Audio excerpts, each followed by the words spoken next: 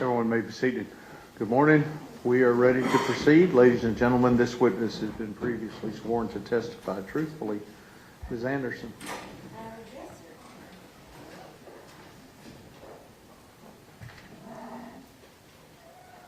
sir. Good morning, Dr. Imhof. Would you please introduce yourself to the jury? My name is Eric Imhof. I am HOF. May I approach, Your Honor? Yes, ma'am.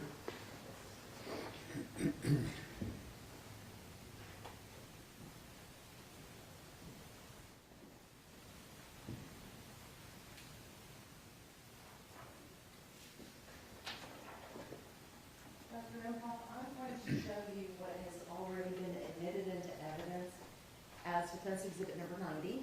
Would you take a look at that, please? Yes. And what do you recognize defendant's exhibit number 90 to be? This is a current copy of my CD. Now, Dr. Imhof, tell the jury a little bit about your education and background. Certainly. I earned a bachelor's in science with a specialty in psychology from James Madison University in 1989. I proceeded directly from that institution to the Virginia Consortium program in professional psychology. They've since changed the name, I'm sorry. The Virginia Consortium program in clinical psychology. And earned a doctorate in clinical psychology from that institution in 1996. It's actually a conglomerate of 4 universities: Old Dominion in Norfolk, the College of William and Mary in Williamsburg, Virginia, Norfolk State in Norfolk, and also Eastern Virginia Medical School. And Dr. Imhof, if you can do me a favor, you're a low talker. If you could use the microphone, pull it My forward. apologies, I'm sorry. Oh, that's quite all right.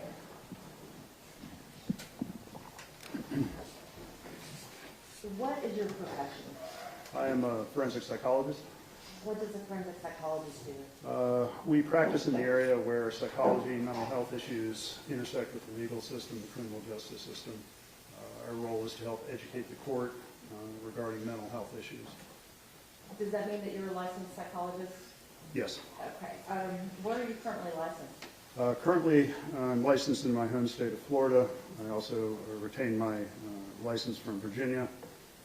I am also licensed in Alabama, as well as Connecticut, and I hold a temporary license here in Texas that was issued in September of last year. It's good for 1 year. In addition to doing forensic work, do you do any clinical work? No, I only do evaluations. How long have you been a practicing psychologist? I actually began practicing prior to earning my degree. I started in 1993. I worked in a very large residential juvenile treatment center in Portsmouth, Virginia. Tell the jury a little bit about your career. What have you been doing over the years since your graduation? Well, so I worked in that institution until I took actually a different position with the parent company. I was employed by the Pines Residential Treatment Center, which was owned by First Hospital Corporation. They then instituted a program where they wanted to do research and outcomes and study kind of the interventions we were doing with our youth to see what was more beneficial, what was more helpful. I took that position in, it's about 97, 96, 97. I maintained that position until 99 when I decided to take a position as a program director of a Department of Juvenile Justice Level 8 secure facility in Pembroke Pines, Florida, which is what then brought me to Florida. I worked for that institution, unfortunately, for a very short period of time. New management came in, they just restructured things. They put me into a position of director of research and outcomes for their company, which I didn't really want to do. And in June of 2000, I started my own practice. And I've been doing that ever since and done different work in that practice. Dr. Imhof, are you a member of some professional organizations? Yes. Are those reflected in your resume that has been admitted as defense exhibit number 90? Yes. In looking at your resume, do you have any corrections that you need to make? The only mistake I noticed this morning was I'm a member of a professional organization known as the Association for the Prevention and Treatment of Sexual Abuse, or ATSA. I am also a member of the state chapter of that organization, of which I was a board member. And I've been a board member for a very long time, but I stopped being a board member in 2000, and that's not accurately reflected in my CV. That organization that you were speaking of, were you the president of that organization? Yes, on 2 occasions. And for how many years? The first time I was president was for 3 years. The second time was for 5 years. Dr. Imhof, have you ever been published? Yes. How many times have you been published? Outside of work that I did as a graduate student for professors and got published that way, the only other publication I have was a book chapter related to assessing internet child pornography offenders. Is your practice more evaluation and less research? I do no research. Have you ever presented to professionals at conferences on the topic of autism? Yes. Have you ever trained any non-mental health professionals on topics related to autism? Yes. How often would you say you speak? Maybe once every other month or 3 or 4 times a year. And we train attorneys to understand autism. We train public defenders, federal public defenders. We train prosecutors. We train, we've done some trainings with the Sexually Violent Predator Program in Florida. We've trained probation officers at the federal level. And we also train at the state level probation officers just to understand autism and the issues that may come up during their work with them. So it sounds like you train people from all facets of the criminal justice system. Yes. Have you ever testified in court before? Yes. Both criminal and, both civil and criminal? No, mostly criminal. Have you testified in both state and federal courts? Yes. And have you testified for both the state, or for prosecutors and defense? Yes. What's that ratio? I mean, how often do you testify for the state versus the defense and vice versa? I honestly don't keep track of that information, but I would estimate roughly about 50-50. Whoever reaches out to you? Yes. Okay. Dr. Imhof, are you being paid for your time in this case? Yes. How much is your hourly rate? My hourly rate is $450 an hour. Do you have a partner that you will work with on cases such as this? Yes. Do you and your partner offer a rate that if you both work together? Yes, we often work as a team. We take a team approach to our evaluations. So Dr. Spence has her rate, I have my rate. When we work together, we give kind of a discounted rate, which is about $600. Do you know about how many hours you put into this case? I don't have an actual calculation of the hours. We did come do an evaluation, so we traveled one day. We were here on the ground 3 days. We traveled back another day. We did write a report in this case. My rough guess, probably I spent 15 hours working on that report. Obviously, our prep time and our travel here and our time here is being billed as well. And Dr. Imhof, you mentioned a report. May I approach your honor? Yes, ma'am.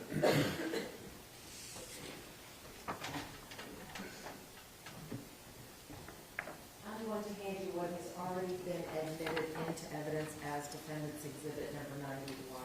Is this the report that was prepared for this case? Yes.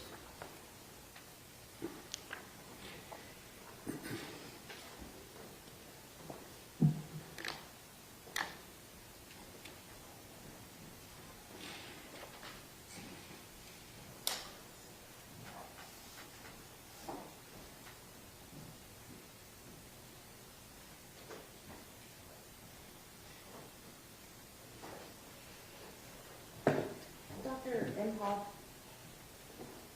what were you asked to do in this case? We were asked to confirm the diagnosis of autism spectrum disorder. How do you do that? Give the jury a brief overview on your methodology and when conducting an evaluation such as this. Well, usually we start by reviewing records. We're looking for any indication of behaviors related to autism, prior diagnoses, mental health treatment, that type of thing. So we ask for all the records available in discovery. We will then proceed to meet with the client. We will do an interview to collect our own information. Typically interviews are just more social history in these cases, looking at things like where did they grow up, a little bit about their family, school history, how they got along with people, work history, mental health treatment history, obviously, alcohol and drug use, if any. We will also do a mental status exam, which is really, for lack of a better description, like a mental health checkup. We kind of go through all the diagnostic categories and see if that person has ever had any problems with any of those mental health issues in their lifetime. Then we will also do testing, which helps us confirm the diagnosis. Dr. Imhof, I noticed on your report that you weren't the sole author of the report. Who else contributed to that report? Dr. Spence, partner in my practice. Why would you only write one report? Why not have your own reports for each of you? Well, essentially, as I described, we work as a team approach, and we take the information. Dr. Spence has skill sets, I have skill sets. We kind of combine those skill sets and produce just one product. You talked about reviewing records. Were you provided records in this particular case? Yes. Is a list of those records contained in the report that you prepared? They would be in the appendix at the back of the report, yes. Now, generally speaking, well, let me back up. Where did you get the records? Who provided those? They would have come from your office. In the records that we provided to you, did that also contain discovery that was provided by the state of Texas? Yes. Did you receive and review reports from other experts in this case? Yes. And everything that you reviewed is in the report? Yes. Okay. Did you watch the video of the abduction? Yes, ma'am. Is that something that was relevant to what you did in this particular case? We watched videos really looking for expressions of autism, symptoms of autism may have come out during that presentation. It's often very helpful for us to see video of someone before we actually go meet with them to determine whether or not there's enough there to go forward with a full evaluation. Based upon what you saw, did you feel there was enough to go forward with a full evaluation? Yes, from what we saw in the records and what we saw in the videos, yes. You spoke earlier about doing clinical assessments. In doing a clinical assessment, do you rely solely upon the records provided to you? No. What else is involved? As I mentioned previously, we do an interview with the individual. We will also do testing. We also do collateral interviews. Very helpful for us to have other people's perspectives about the individual. Why is it important to have someone else's perspective? Because we want to corroborate information. We want to corroborate things that they tell us. And historically, there may also be things, particularly with autism, that individual doesn't know that are critical for the diagnosis. So really, one of the things we have to determine is there, developmental problems or delays early in life. So 1, 2, 3 years old. Obviously, the person we're interviewing will be able to tell us that information. So those collateral sources, primary caregivers, those types of folks can provide that information to us. Is it possible to do a comprehensive evaluation without speaking to collateral witnesses? Not in my opinion, not in a case like this for autism. You said that you meet with the individual. How many times did you meet with Tanner? We meet with him on 2 occasions. Do you know for about how long you met with Tanner? The total duration was about 9.25 hours. We met with him across 2 days. I think the first day much longer. I think the second day we met with him maybe an hour and a half to 2 hours. Well, Dr. Imhof, you said that you reviewed all of these records, that you spoke with Tanner, that you spoke with collateral witnesses. What is the goal of all of that? I mean, why is it important to review everything like that? We are really just trying to get as much information as we can to support diagnoses, whether it's an autism diagnosis or some other mental health diagnoses. And we just take all that information in, and that helps us support a diagnosis. Can that information also help you to rule out a diagnosis? Yes. How important is it to be able to rule out a diagnosis? Well, I mean, obviously, many presentations can appear the same, so we want to make sure that we have the information that's going to kind of help us understand which one it is. So we want to rule out diagnoses for that purpose. I want to focus a little bit on the testing that you did in this case. And again, are the tests that you performed listed in the report that you provided? Yes, ma'am. The testing that you did, was that related specifically to diagnosing autism? Yes.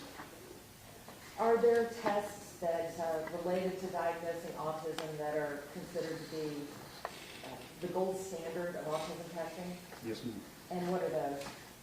Predominantly the ADOS, the Autism Diagnostic Observation Schedule, now in its second revision.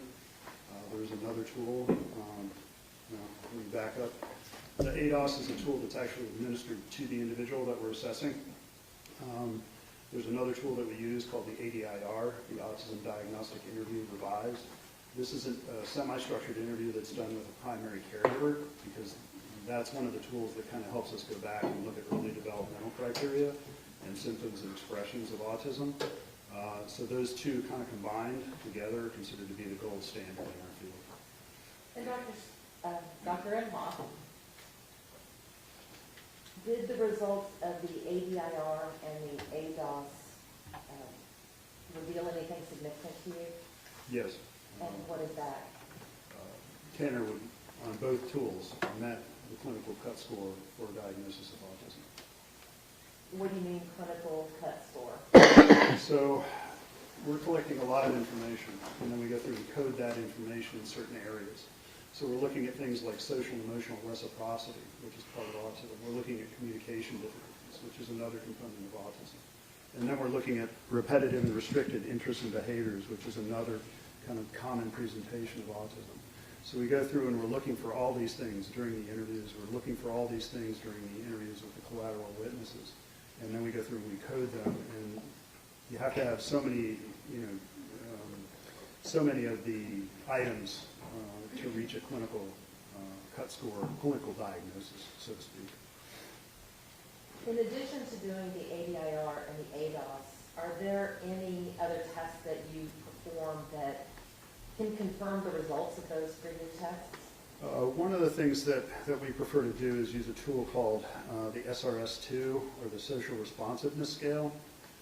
This is a tool that looks at social awareness, so being able to go into a room, pick up on nonverbal cues, kind of the buzz in the room, understand, read the room. Comprehension, so being able to take that information, process it, and then response. So once I have that information, how do I then respond to the people in the room? How do I communicate with them? There's also a scale on there for social motivation, as well as restricted and repetitive interests and behaviors. And it's a tool that's highly correlated with diagnoses of autism. So we use that in addition to kind of support the diagnosis. I noted in your report that you have given something called the ABAS. Yes. What is that? So the ABAS is the Adaptive Behavior Assessment System, now in its third revision. The ABAS is a tool that looks at functionality. So it's one thing to have a diagnosis, but everybody's different, and that's the really important thing to understand. So everybody with autism is not the same. They have impairments, or they have strengths in certain areas. They have weaknesses in certain areas. So the ABAS kind of helps us pull that out. So it's really a measure of functionality. It looks at things like social motivation, social engagement. It looks at just kind of practical skills, like being able to use functional academics, like balance a checkbook, use math. It looks at things like work and ability to work and hold down a job, those types of things.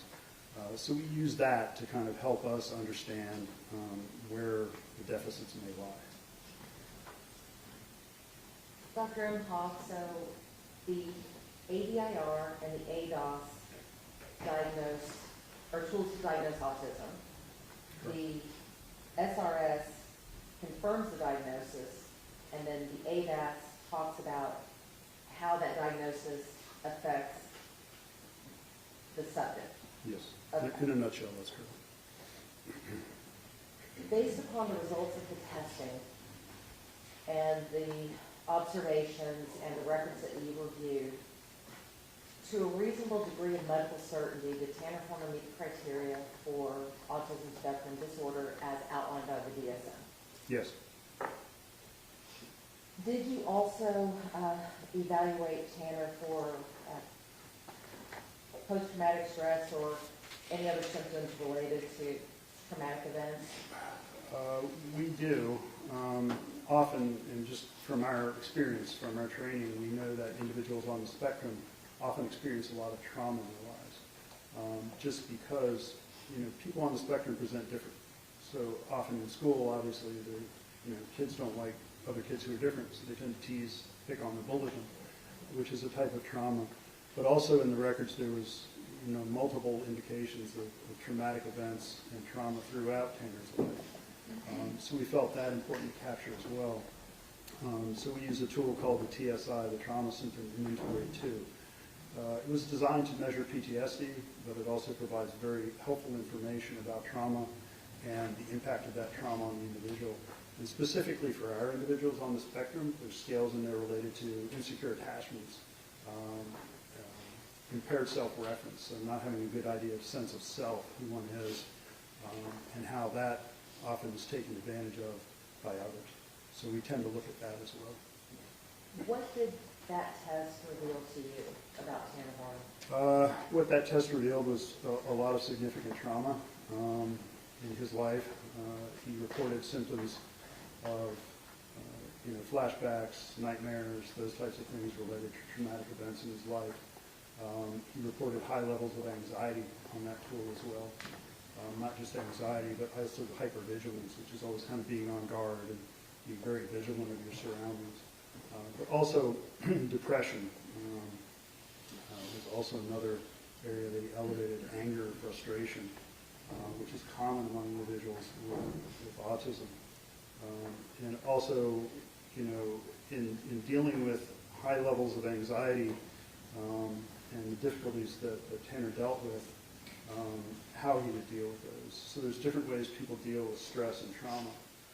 One way is to kind of just, I'm not going to think about dissociation. There's, another form of dissociation, which is kind of checking out, just kind of zoning out and checking out and spacing out. Or tension-reducing behaviors, which can be directed towards the environment, can be directed towards oneself. So when people experience high levels of anxiety or stress, they tend to act out to reduce or relieve that tension and stress. And we can see this in multiple ways throughout Tanner's life. A lot of suicide attempts, a lot of self-harm, and those types of things. And Dr. Imhof, with regards to the TSI, are there any validity scales associated with that test? Yes, there are. What is the validity scale? So there's one called the ATR, atypical response, and one called RL, which is response level. So what these scales do is they look at over-reporting or under-reporting. So someone who wants to over-report to look particularly mentally ill or having particularly high levels of PTSD or stress or anxiety. And then there's other individuals who just want to kind of pretend there's not problems, kind of minimize their problems, so under-reporting, as we call it. Tanner produced with and normal limits profiles on both of those. So he wasn't over or under-reporting. He was just being open, honest, and candid in his reporting. So based upon the TSI and the validity scales, was there any indication of malingering? No, not on that tool. On any of the tools that you had given him, was there any indication of malingering? The other tools really don't have validity scales built into them. Based upon your interview and review the records and the evaluation of Tanner, did you arrive at any formal diagnoses other than the autism spectrum disorder that you mentioned earlier? I also diagnosed Tanner with bipolar 1 disorder. Most recent episode depressed. I think medications have been helpful in stabilizing his mood somewhat by his report. So that's indicated in the diagnosis as well. And I also diagnosed him with generalized anxiety disorder.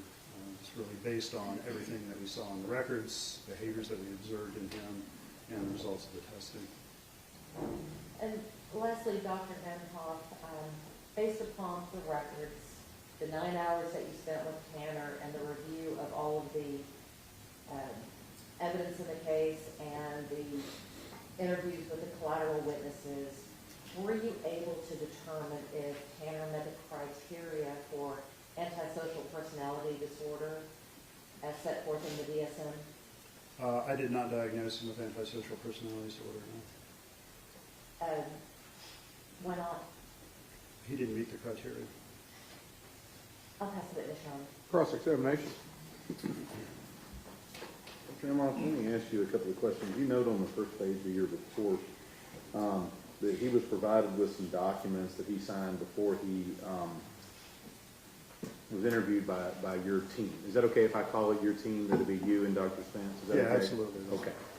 You use the word teamwork. So It is a team approach, yes. All right, I'm going to use that. You said he reviewed some documents and signed some things before you interviewed him. Is that right? Yes, sir. And at any point, did he have any problem understanding what you were explaining to him about those particular documents and what he was signing? No. And so you felt comfortable with regard to, for example, his intelligence, his ability to understand things at that point to be able to go ahead and interview him? Yes, he has an average IQ. All right. But he didn't have any dramatic problems understanding the forms and warnings and all the stuff that you gave him? No, we explained it to him in great detail. All right. And during the interview, I think that you guys took notes during the interview, right? And I think we've been given a copy of your notes. I'm going to ask you about that in a second. Let's talk just a little bit here. I want to clarify this. It seems to me you've got about, 30, 40 hours into this case. Is that right? I would say that's probably fair, maybe an underestimate. Okay. So 50? I haven't added it up, I'm sorry, I don't know. Well, if we said 40, you would say that's an underrepresentation. Possibly. I mean, there was obviously time spent preparing for testimony, travel here, time here, so.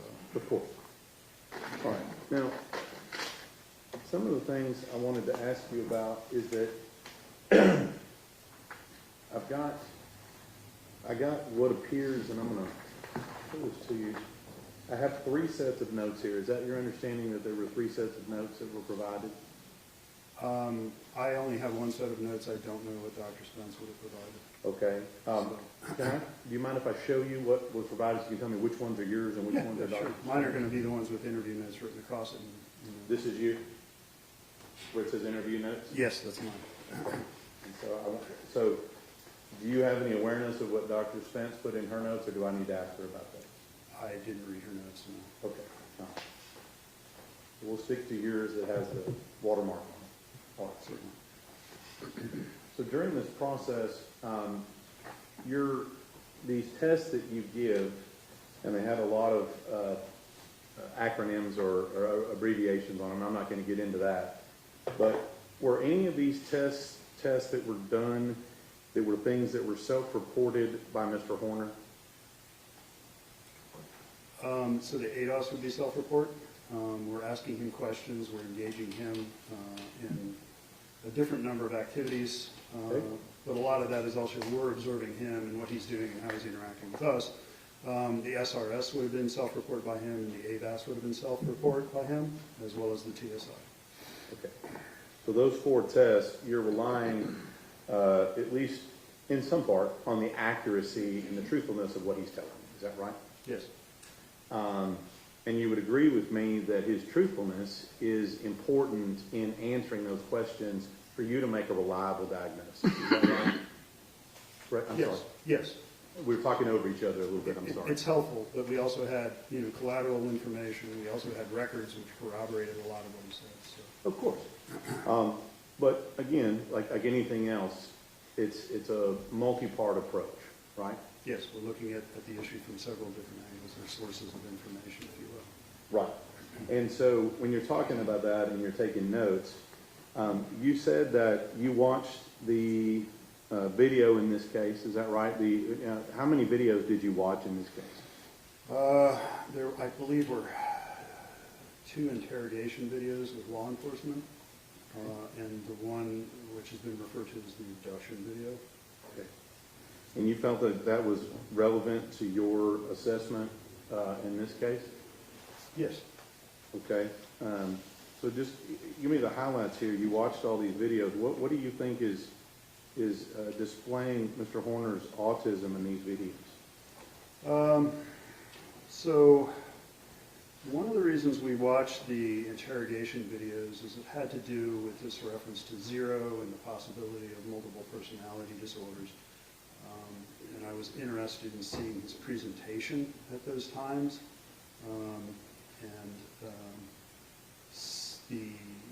There were some indications in the abduction video of levels of anxiety, increase in anxiety, difficulties with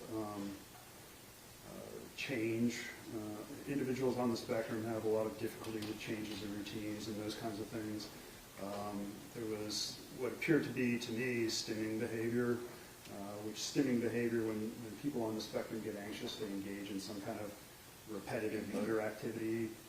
Most people, when I talk about autism, think about the hand flapping, which is kind of classic. But there's also other stimming behavior, like some of our individuals we work with will touch their fingers to their fingertips, or they'll wring their hands in certain ways, or they'll arch their back. So these are all kind of different stimming behaviors. Right. And you said you observed some anxiety. It appeared that he was very anxious in parts of the video that we watched. You'd agree with me, if you just kidnapped a child, you'd probably be a little anxious, wouldn't you? Well, that was actually prior to the abduction portion. Okay. Did you talk to him about what he was doing in those videos? Did you have any discussion with him? We did not talk to him about facts of the case. Okay. But you watched the audio and you made some assessments from it, but you didn't talk to him about it. Videos, no. You didn't feel like that was important as part of what you were doing here? Well, talk to him about it? Actually, we did talk to him a little bit about zero, the alternate identity. I did ask him some questions about that. But ultimately, you concluded zero's not a multiple personality at all. In my opinion, he would not qualify for multiple personalities. Right. And so as part of this, you also said, I want to get this right here, you asked him about his substance abuse? Yes, sir.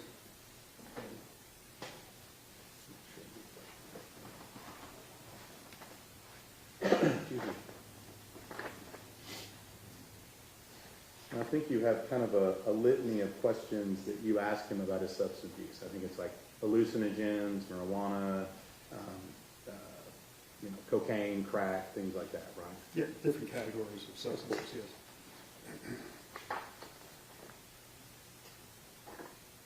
And do you remember what his responses were to you and what you put in your report on those particular questions? Well, off the top of my head, he I'm reported... going to interrupt you here. Let's do this. Let me just take you right to that part of your Okay. report, and that way we won't have to do it all the time. Can you go to page 9 of your report, sir? Yes, sir. Thank you.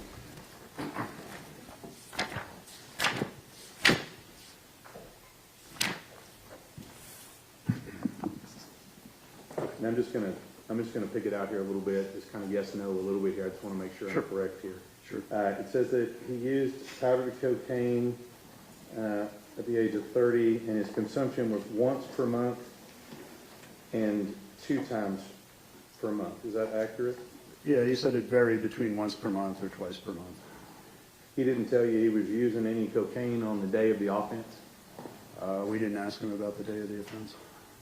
I'm asking. He didn't tell you he was using any on the day of the offense?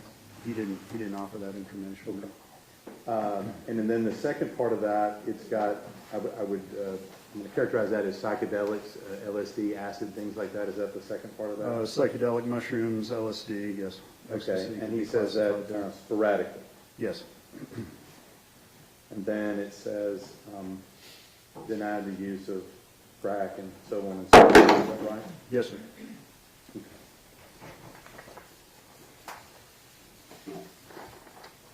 Now, on these tests, Doctor, we talked a little bit about, you said 4 of the tests that you gave at least required some portion of answers and reporting by Mr. Horner himself. Yes, 4 of them would have, yes. And I don't think you only gave, 5 or 6 tests total? Given to Mr. Horner? Yeah. So he would have received the ADOS, the SRS, the ABAS, and the TSA. So all 4 of the tests that you gave him required some information for you to complete the test directly from Mr. Horner. Yes. I don't know that I classify it that way. Some were just self-report forms where he fills them out himself.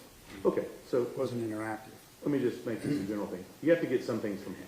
Yes. Okay. And in this case, sir, you're aware that, from reading all this stuff, that Mr. Horner has had a pretty serious propensity for telling falsehoods and making up different stories. You're aware of that, right? Objection, Your Honor, to the characterization. Sustain. Rephrase your question. Are you aware that Mr. Horner has told untruth with regard to the facts of this case? I'm aware that Mr. Channer has told different stories to different people. And were you aware of that coming in before you did these tests where he required him to have self-reporting?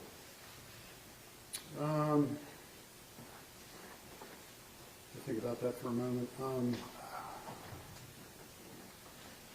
I would believe so. I don't recall specifically. Okay. Honestly, I'm sorry. Well, you reviewed an extensive amount of records according to your affidavit, is that right? Yes. And you reviewed the other expert reports in this case, did you not? Yes, those would have come after we saw him. Yes. Right. And so you're aware that at least as to his initial story in this case as to what he did, that's untrue. I am aware that there have been multiple stories in reference to what actually transpired by him. So knowing that, going into that, how can you place any faith on what he's telling you is accurate and true if you know coming in that he's not been truthful in the past? Well, as I mentioned previously, one of the tools that we use has validity scales in it. So it looks for over-reporting, under-reporting, that type of thing. We also had corroborating information. That's why we did collateral interviews with other individuals. We had school records. We had records from mental health treatment facilities. So through that, we were able to identify consistent information. But things like things that he reported to you about his feelings, things that he reported to you about how he relates to other people, things of that nature, that would come solely from Mr. Horner, correct? From his perspective, yes, but also, as part of the ADIR, we are asking primary caregivers, how did he relate to other children his age? Did he play with them? Did he seem to get along with them? Did he seem to understand the rules of the games, follow the rules of the games? All those types of things that engage social interaction. There's questions in there about, is he able to describe his feelings to you? Did he seem to have one expression all the time for just one expression all the time, or would his expression vary depending on the situation? So there's a lot of corroborating information. I guess what I'm getting at, Doctor, you're telling us you believe what he was saying. I believe that the tests were valid, yes, because actually 2 of the tests, the SRS and the ABAS, were also completed by his paternal grandmother with very similar scores. And I'm going to ask you just the last thing. So your notes in here have the watermark on it, Yes, sir. and I just want to clarify this with you. Dr. Spence's notes are the ones that look like that. They just have the print on them and no watermark. Yes, my notes would have the watermark. You'll have to confirm with Dr. Spence. Those are her Well, notes. let me ask you this. There were only 2 people involved in providing notes in this I would case? assume they're Dr. Spence's. I I can't really see them, I'm sorry. That's okay. If we got Pretty far 2 away. in, perfectly okay. If we got 2 and yours had the watermark on them, Mine you would would be agree the- with me, I'm sorry, mine would be the one with the watermark, yes. and Dr. Spence as well. I would assume not. All right, pass the witness, John. Read the record. Yes, Your Honor. Dr. Imhof, you reviewed a lot of records in this case. Yes. Did the school records that were provided to you, prepared by providers at the school, corroborate your findings on these tests? Yes. I mean, there were diagnoses of autism in those records. There were descriptions of behavior consistent with autism in those records, absolutely. So the records that you reviewed dating back 20, 25 years, were there any inconsistencies with that diagnosis? I'm not All sure right, I understand. let me rephrase that. You looked at records that go back 20, 25 years. Was the Yes. diagnosis consistent? Yes. The prosecutor asked you about whether or not you felt Tanner understood the documents that he was signing. Were you testing for intellectual disability? No, we didn't do any testing for intellectual disability.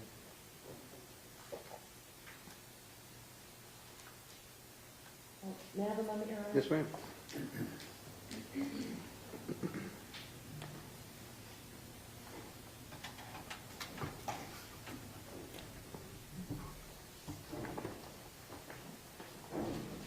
I have nothing further, Your Honor. Mr. Staten, Nothing further on. thank Dr. Imhoff be excused. No objections? Thank you, sir. Thank you.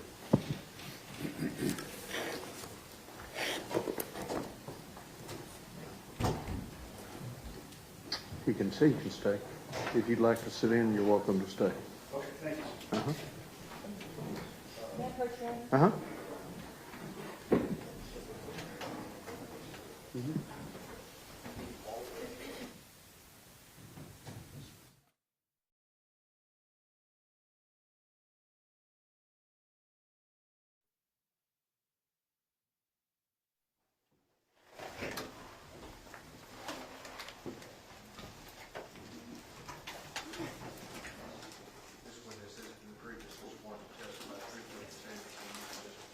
Okay.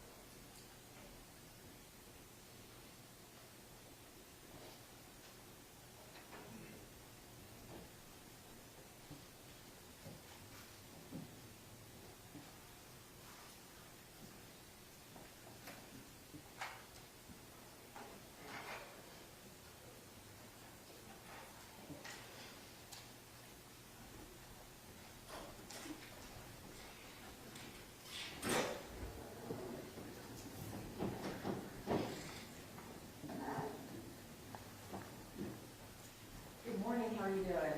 Good morning, I'm fine. If you'll go ahead and introduce yourself to the jury. Hi, I'm Kim Spence. And you're also very soft-spoken. If you could pull the microphone up to you just a little bit, that would be. I'll do my best. Is that better? Dr. Spence, I'm going to hand you what has already been offered into evidence as defendant's exhibit number 92. If you'll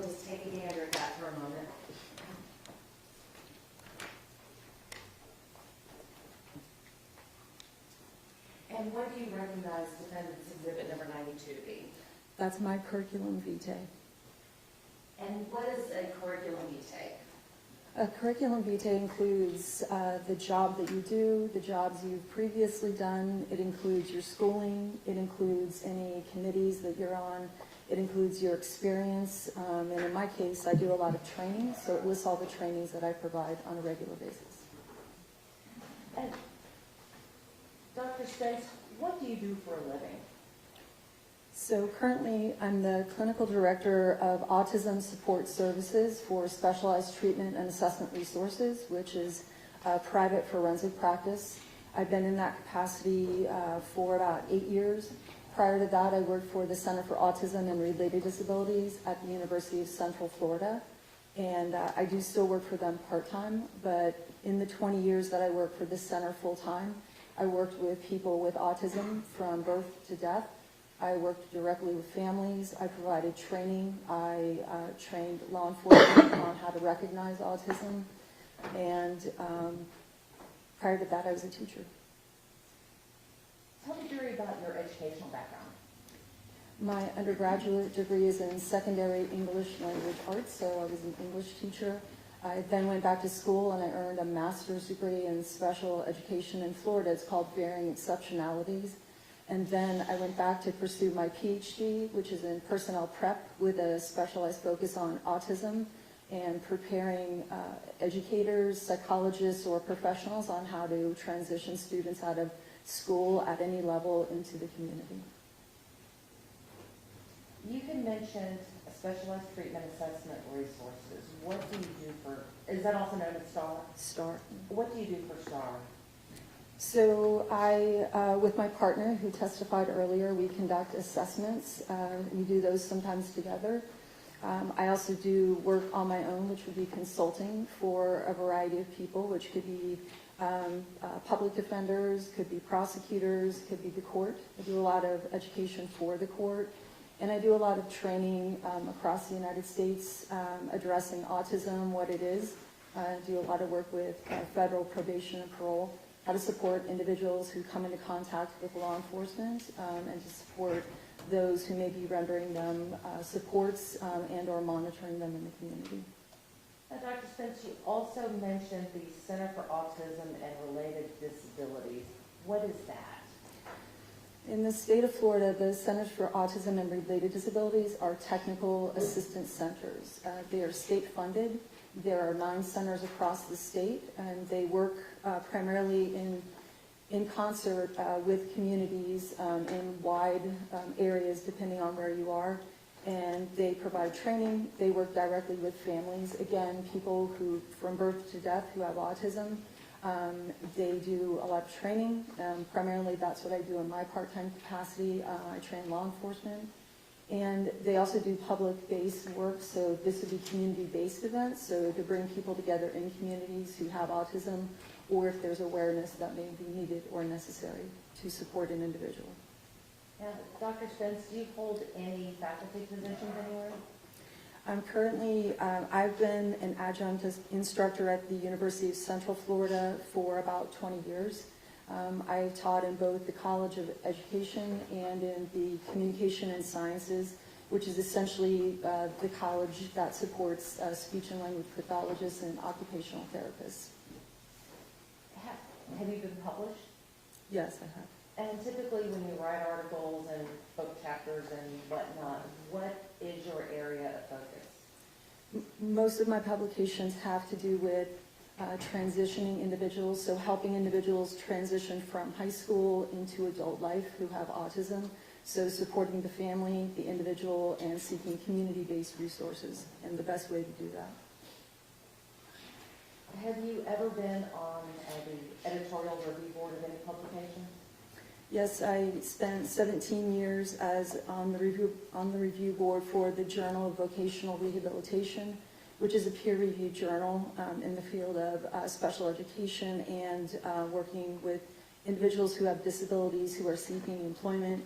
And for the last 10 years, I've been on the consultative editorial board for the Journal of Intellectual Disabilities, which is both our peer-reviewed journals in the field, supporting primarily individuals with developmental disabilities. And Dr. Spence, are all of your publications listed in your CD that has been offered as Defendant's Exhibit 91? Yes, they are. Throughout your career, how long would you say that you have been working with people diagnosed with autism spectrum disorders? Since 1993. I started my career teaching in a psychiatric facility, and I went on from there to become a public school teacher. I taught both regular ed and special ed, and in 1999 I went to work for the Center for Autism and Related Disabilities. Have you ever testified in court before? Yes, I have. In both state and federal? Yes. For both the defense and prosecution? Yes.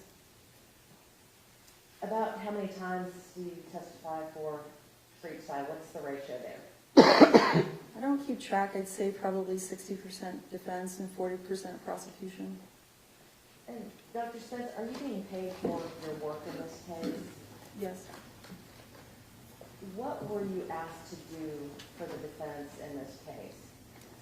In this case, we were asked to, I was asked specifically to review educational records, social security records, and historical records for Mr. Horner, and my partner and I were asked to render an autism spectrum disorders evaluation. Give the jury just a brief overview of your methodology when conducting an evaluation such as this. So, as my partner testified, in general, we receive records. We receive records for a variety of reasons. We want to see if the person has any other diagnoses, if they have other mental health conditions that may affect how we're looking at them or what we're using to test them. We also do collateral witness interviews, so that's with family members, that's with educational staff. So the records, those, and then individual testing, that's considered appropriate and or best practice for that client based on what we're looking for. Dr. Spence, were you in the courtroom when Dr. Imhof testified? Yes, I was. Did you hear him talk about all of the records that y'all had received and reviewed? Yes, I did. Did you receive and review the same records? I did. Were you present during the testing that Dr. Imhof conducted? Yes, I was. Were you an active participant in the testing, or were you just an observer? I was an active participant in the testing. Have you reviewed the results of the testing that you and Dr. Imhof have, that y'all administered? Yes.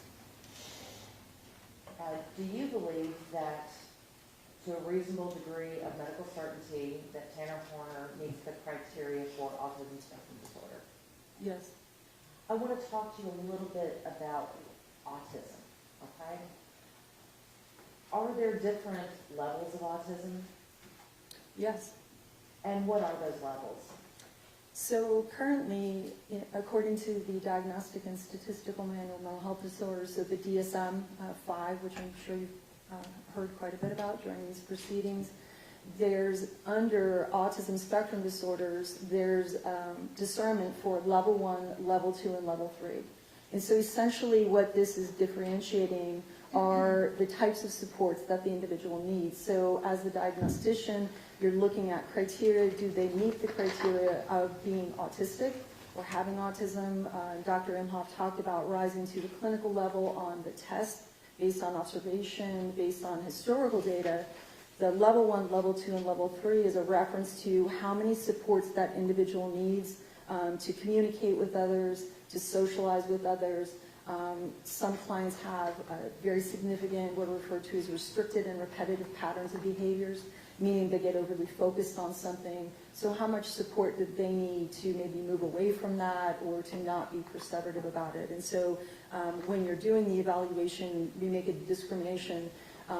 Is this person only needing communicative support, or are they only needing a little social and communicative support? So that would be a level 1, or are we looking at somebody, level 3 would be probably nonverbal, needing significant supports to function in the community, either traversing the community or getting assistance. Is level 1 autism still autism? Yes, absolutely. And when you have these people who are on level 1, do they still have deficits? Yeah, absolutely. So by definition, you have autism with each of these levels. So meeting the criteria means you definitively, there are certain things you have to have. So under criterion A, problems with reciprocity, problems not understanding nonverbal social cues, difficulty with relationships and friendships. And then under criterion B, there's a variety of things. So you have all those things.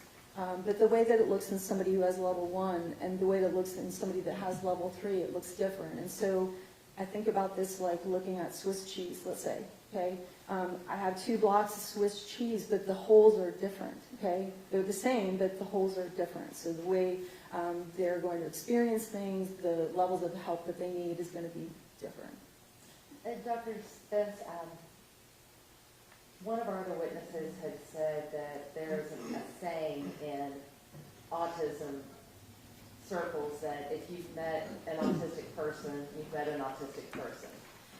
So that's a quote that's attributed to Dr. Stephen Shore, who is a person with autism, and yes, it's very true in that I've worked with thousands of people that have autism, but they each have a unique presentation.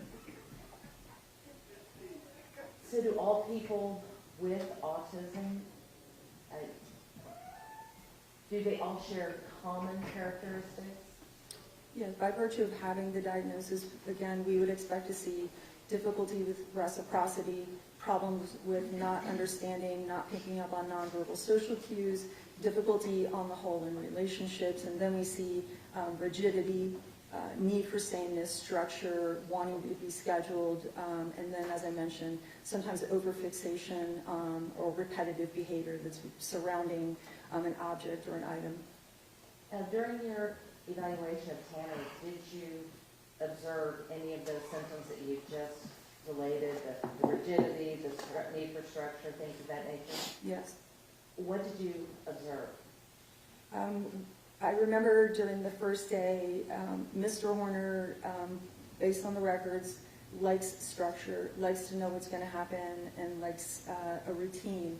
And so during the evaluation, he became very focused on when his medication was going to come, and to the point where I finally got up and went and asked one of the guards because it didn't come at a certain time, and he reported to us it really bothered him when the meds did not come at a certain time. Though he knew they were coming, again, this would be kind of a common symptom that we see. I want to get back to some of the common issues or some of the symptoms that we deal with in persons with autism. You had talked about getting services and about transitioning from high school to adulthood. How important is it to assist a student with autism transitioning to adulthood?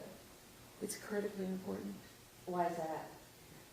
If an individual who's exiting school, finishing high school, is not properly prepared, they often end up not working, they often end up not going on for additional education if they've not been adequately prepared to transition out of high school. And if, depending on the kinds of, most of my clients and many people that have autism have co-occurring conditions.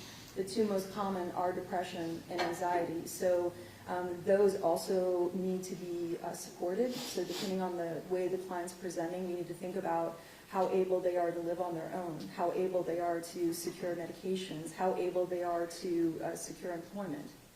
And there needs to be a good solid plan for that, supports for that. And for many of my clients, they need support well into adulthood to be successful. You mentioned co-occurring and comorbidities. Anxiety and depression, how does that affect how does all that work together? The autism, the anxiety, the depression?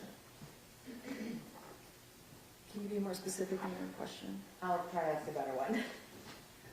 You would talk about comorbidities. I mean, what is that? And why is it important to understand?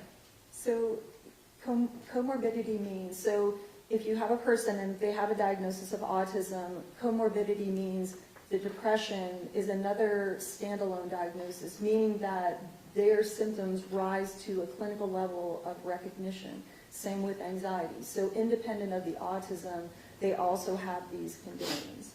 I think that's what you're I think that's what I was trying to ask. Dr. Spence, is there a cure for autism? No. Is it a lifelong diagnosis? Yes, it is. What can we do to help transition students with autism into adulthood?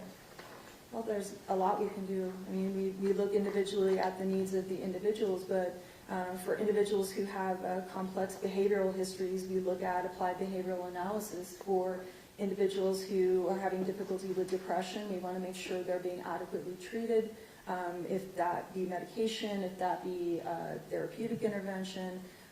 So really individually looking at the client and what they need is critically important. And again, when we have an individual that has multiple things happening, most of my clients have multiple co-occurring conditions. ADHD, some have OCD.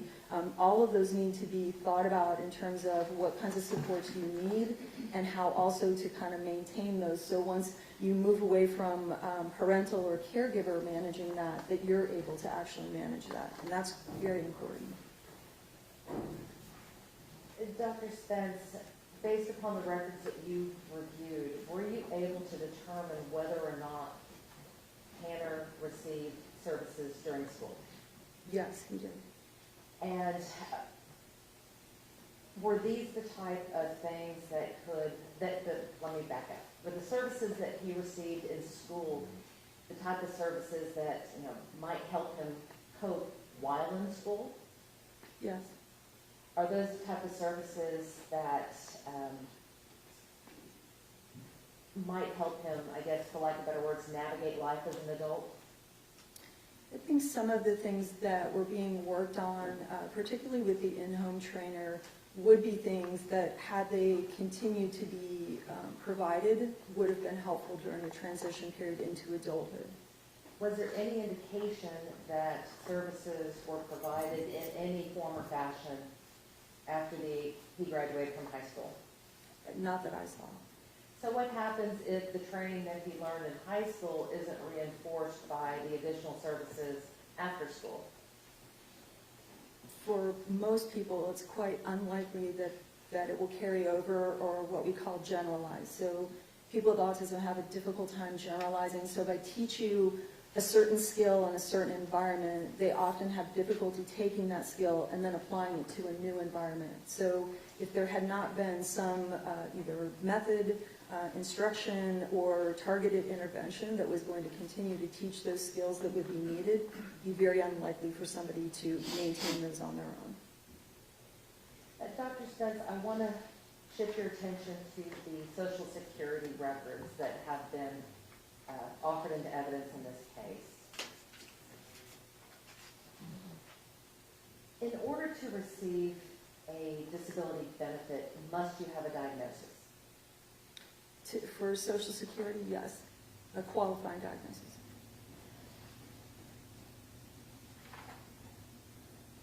If you have a diagnosis, does that automatically mean that you are disabled? By the measure of Social Security? Yes. So you have to have a qualifying diagnosis, and you, according to the agency, then there would be certain demarcations of behavioral output or symptoms you're experiencing, and determinations are made based on the either presence of significant symptoms or the lack thereof. Did you review the Social Security records that were provided in this case? Yes, I did. And based upon your review of the records, were you able to determine if Tanner was receiving benefits as a juvenile? Yes, I believe he began receiving SSI income at the age of 10. He was identified as a disabled child at 10. And based upon your experience with helping other autistic juveniles obtain benefits, does the Social Security office, do they just hand it out, or do they need some sort of documentation? Oh, they absolutely need documentation. I want to jump forward to when Tanner was 18, and he went in for a disability determination decision. What does that mean? What is that? Sure. So the Social Security Administration essentially has kind of two operating bodies. So you've got 18 and prior to 18, and then you've got 18 and older. So for children who are identified and diagnosed, it's, I don't want to say simple, but it's quite easy to get services, especially if there's a behavioral component or difficulty in multiple settings, which was certainly the case for Mr. Horner. Once a person turns 18, the criteria by which the Social Security Administration uses to measure how disabled you are changes. Okay? So as you get older, there's going to be decisions about how able you might be able to work. How able are you going to be able to live on your own? How able are you going to be able to function? So there's kind of two different ways that is looked at. And in that determination, usually you meet with an individual meets with an evaluator who does an interview, may do some testing, and then they will pass along their recommendations to the Social Security Administration, who then determines whether or not the individual meets the criteria to continue to receive Social Security income benefits. Now, you said that the determination for a juvenile is a little more lax than as an adult. Even as a child, will you be required, or will that child be required to have a disabling diagnosis? Yes.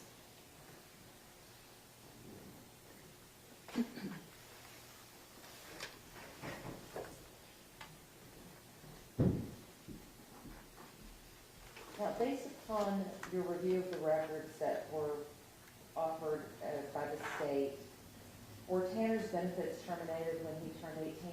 Yes. And was that because he no longer met the criteria?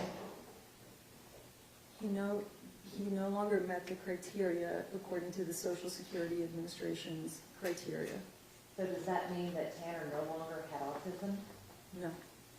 Did you review the evaluation that was done in that case? Yes. By Dr. Pleaded? Yes. Yes. Do you think that was a good assessment for determining disability? No, I do not. Why not? You had an 18-year-old male who was driven to the interview by his grandmother. You had a young man who had a reported history, had been receiving for 7 years benefits based on that disabling condition, who reported that both of his parents were incarcerated. The interviewer described him as disheveled and not a good historian. And so really, in my opinion, what should have happened and what in most cases would happen would be you would then ask a collateral witness, you would ask a caregiver, and then they could have been afforded records from special education, which were readily available, his mental health records, which were readily available, or the recording of his paternal grandmother, who was taking care of him because neither of his parents were available to take care of him, how able he was to do things. Dr. Spence, I want to move on to the records that you reviewed related to the offense in this case.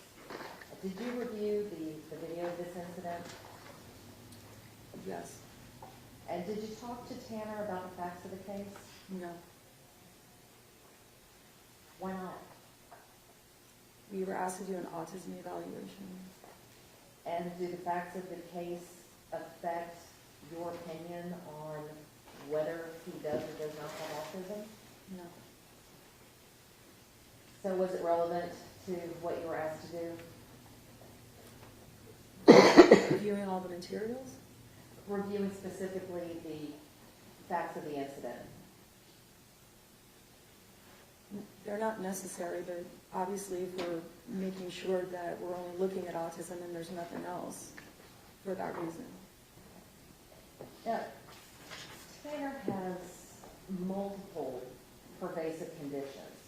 Now, we're talking about autism, depression, anxiety, lead exposure, FASD. Did y'all object at the meeting? Go ahead, ask your question. communications disorders, and structural brain abnormalities.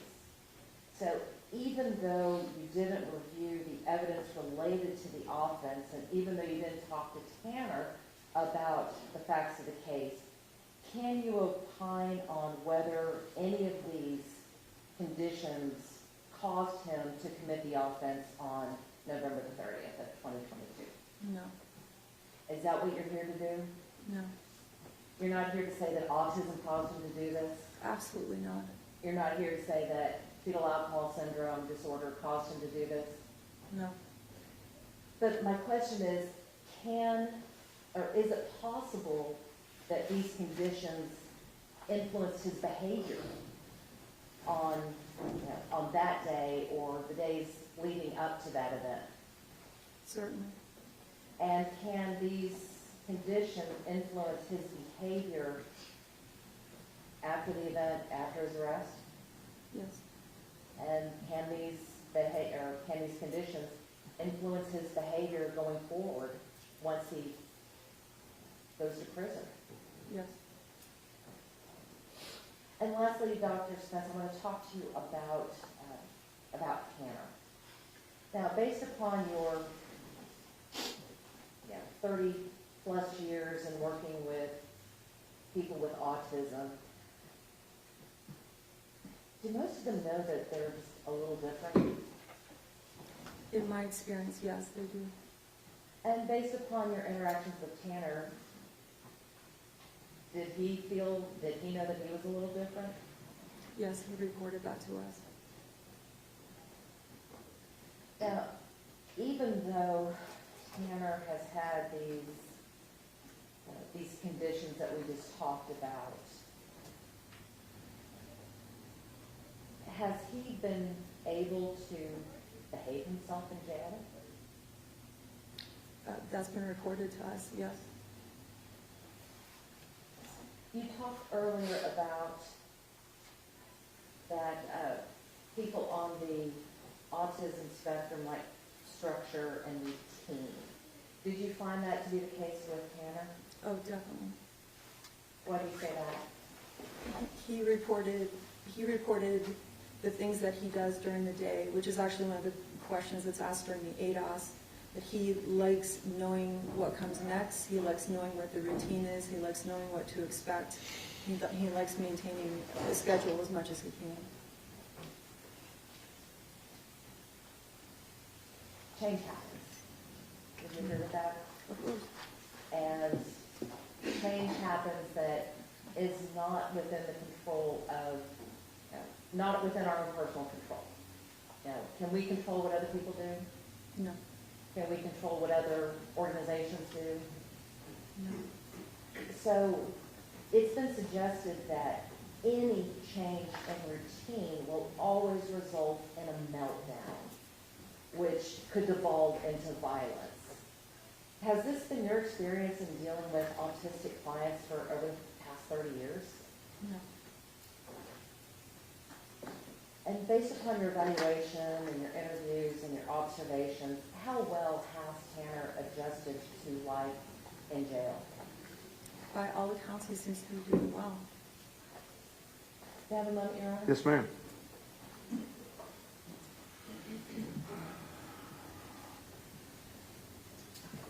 I'll pass the witness, Your Honor. Cross-examination.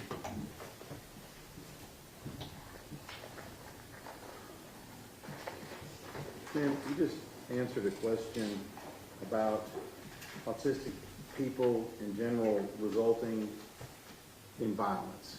Is that what your testimony is? They don't generally do that, do they, autistic people? I'm sorry, They don't generally have a meltdown and resort to violence, do they? The proportionate rate would be a low percentage, yes. Right.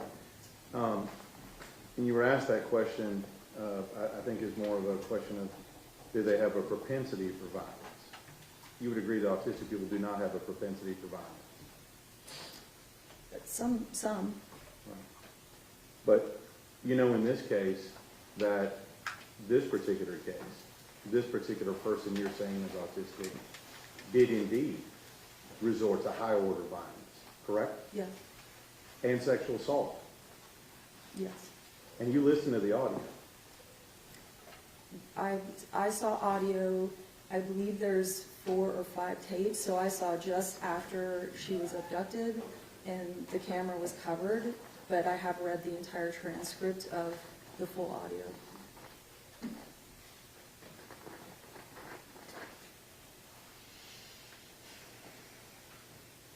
Some of the questions, I'm not going to repeat questions that I asked Dr. Imhof as far as truthfulness and trustworthiness, but you'll agree with me that you realized coming into this that Mr. Horner had not been truthful about many aspects of what happened in this case. Yes. Did you inquire about that or challenge him on those at any point? We didn't ask him anything about the case. You didn't ask him about his truthfulness or anything else in the case? No. But you were relying, at least at some portion, on what he was telling you to fill out this, make up this report, were you not? Yes. But you didn't really know what he was telling you then was true or false.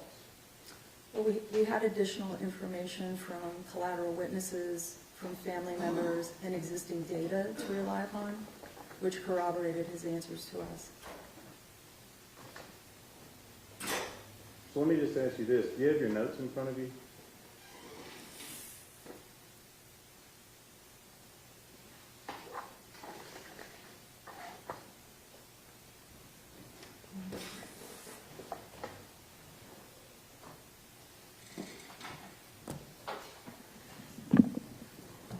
And man, your notes weren't titled, so I'm going to try to direct you to where I want to go.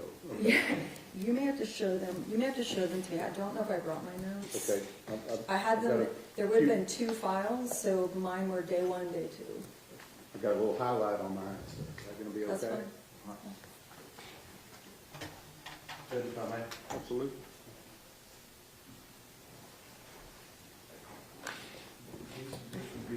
That appear to be your notes. Yes.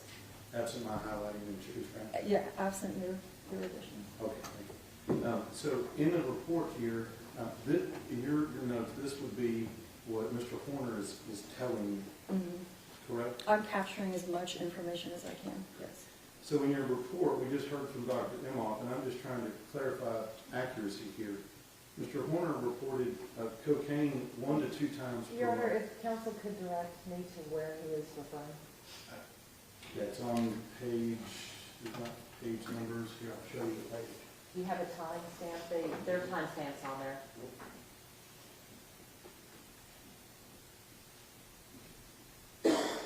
Which day is that? Not really dated or. This one I think is from the 16th. Oh, no, Okay. that's the report one. This would be from the 16th. The 16th Yes, of October. October? Because this is notes from the ADOS, so yes. So back to my question here, when you're talking on page 9 of your report here, just for an example, you talk about him using cocaine you're asking that, right? It says 1 to 2 times per month. But your notes here say he started using it daily. Is that correct? Mm-hmm. And then this report says that he denied the use of crack cocaine, but you say yes, he was using crack cocaine. Is that right? Yes, that's correct. And then with regard to hallucinogens, you say sporadically, correct? Or the report? Yeah. But yet, is that right? Sorry, on page 9? Is that right? Yes. Sporadically? Correct. But yet your notes reflect lots of ecstasy and lots of acid. Is that right? That's correct. So those don't match, do they? They do not. So is your report correct or are your notes correct? Well, those are my notes, and the report is a collaboration between Dr. Imhof and myself.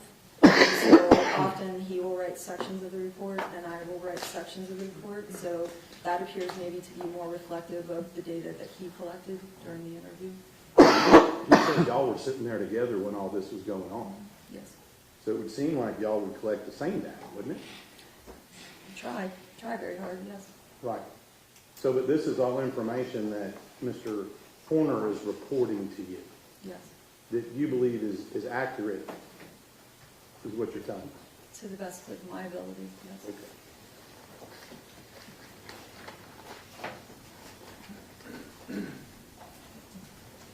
You talked a little about services and things, about people, and I'm going to kind of put this all together with the Social Security stuff here.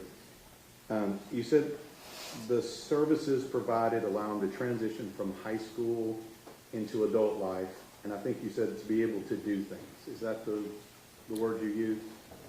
Are you referring to the Social Security records? Well, I'm trying to get, you said that the services allow them, and I wasn't really clear what it allowed them to do transitioning from high school into adulthood. Well, Social Security is, in specific to this, is Social Security income. So it's money that is provided to, for children to a designee. And once somebody is 18, if they continue to meet the requirement, then the money would be provided to them. Let me stop you. I did not ask a very good question. Let me get back here today. You said that they need support. These people that have been diagnosed with level 1 autism need support that transition from high school into adulthood. Most people with autism need assistance in transitioning, All yes. right. To allow them to do things in life. Yes, For example, things like have friends and a social life. That'd be yes, something they need to have. sometimes, yes, Maybe girlfriends or relationships. often, What about work, being able to work and be able to earn income, for many, yes, they need assistance. and things like that. But what you're talking about there are all things that, according to your report, that Tanner Horner does already have and has reported to you that that is how his life is it not? Well, for Mr. Horner, he had a very inconsistent ability to work. He had many jobs. I believe we have a list included in the report. He had great difficulty maintaining employment. Okay.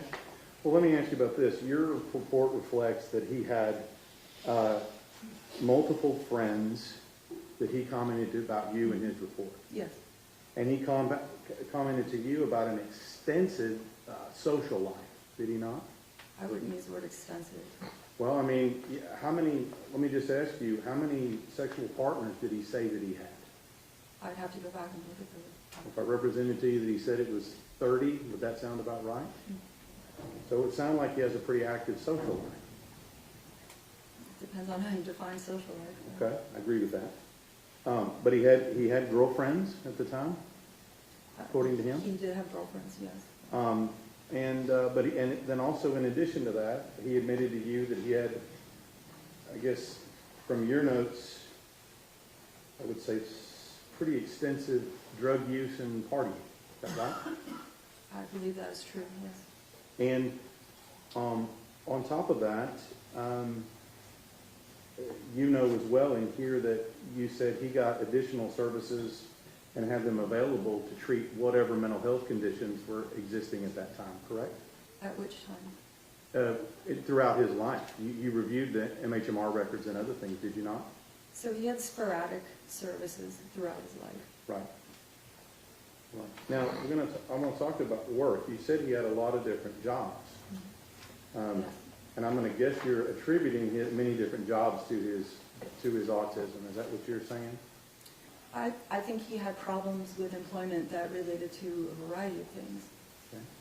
Okay. But what you're talking about here, and we've heard evidence of this, he was fired from different jobs and just walked out of different jobs, correct? That's correct. And that he was able to maintain employment for upwards of a year at least 2 different jobs, correct? That sounds about right. And that, including at the job that he was having currently at right now, when this crime occurred, November 30th, he was actively operating a FedEx truck, wasn't he? Yes, And that would require somebody to utilize a map or GPS, wouldn't it? yes, Would require somebody to communicate with people in the public, yes, and I would say effectively communicate things of package delivery and whatever he's doing is part of his job, right? It's pretty narrow, but yes. Okay. But he'd be able to operate a motor vehicle? Yes, a lot of people with autism drive. Okay. I'm just going through that. So he was actively working and making money at the time of this offense, wasn't he? Yes, that's correct. So when you talk about that he needs support to living life, what you've told me here is it sounds like he's living the life just like everyone else who's living the life. Friends, social life, girlfriends, work, partying and drug use. Those all sound like things that everybody else does. Would you agree? Yes.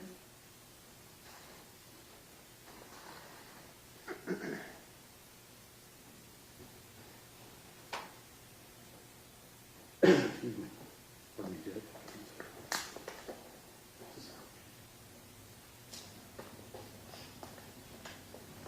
The last thing I'm going to talk to you about is you made several comments about his ability to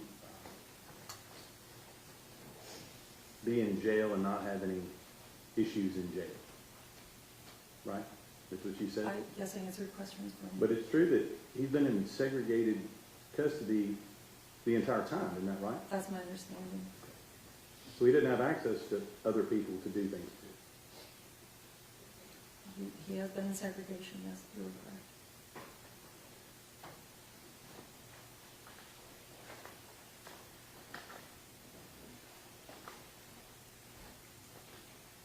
Pastor Willis. Read, Rick. Yes, Your Honor.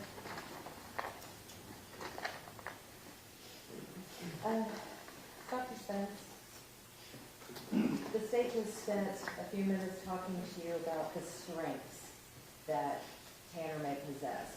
Being able to drive a car, follow GPS, things like that. When we are dealing with people with neurodevelopmental disorders, as a clinician, as a psychologist, as a forensic person, do we focus on their strengths or do we focus on their deficits? Their deficits, Why is that important? because that's what we target for treatment. So the fact that he can drive a car, does that mean he's not autistic? No. The fact that he was able to say hello and deliver a package, does that mean he's no longer on the spectrum?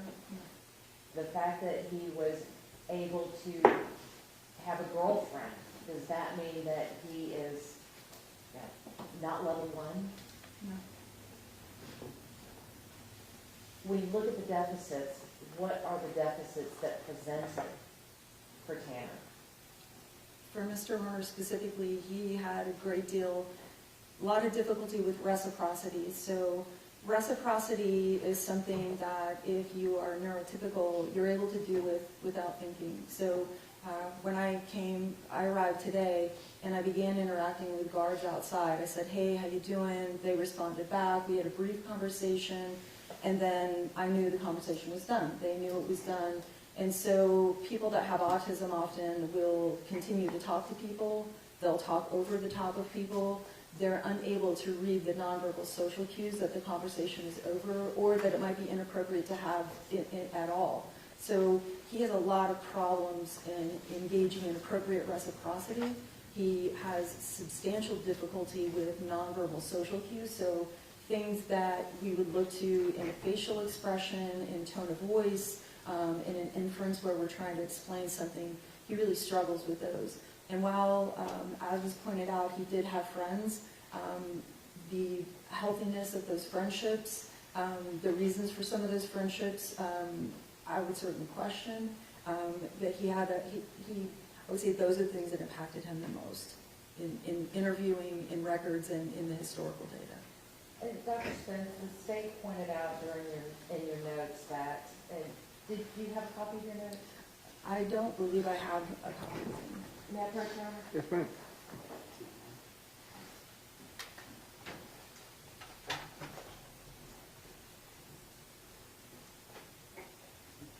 I believe this was the case that the prosecutor had mentioned, where you had noted at the bottom that there was lots of acid.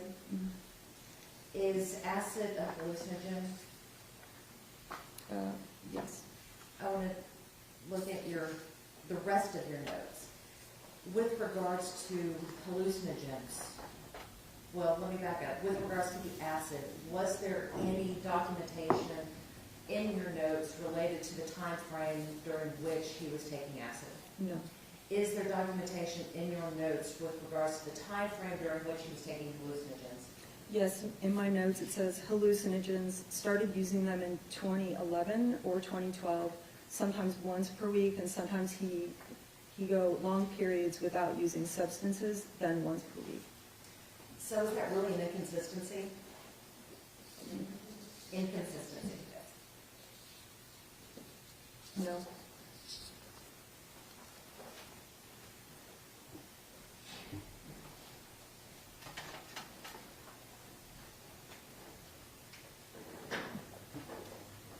The last thing that the state talked to you about was Tanner had been in segregated populations, so he didn't have access to others. He had access to you during your evaluation, did he not?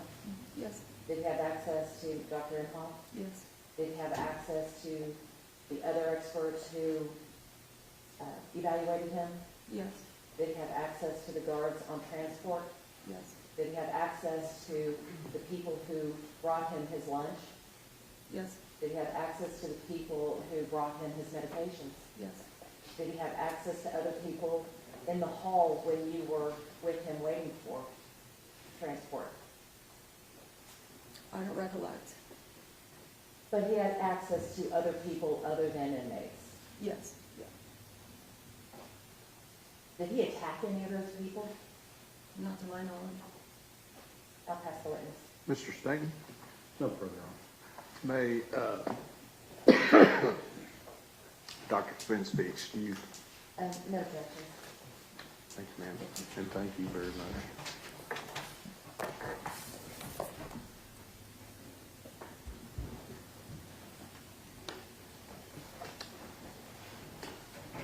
Okay, we're going to break for lunch. It's on its way. It'll be here shortly, okay? So, see you in a little bit.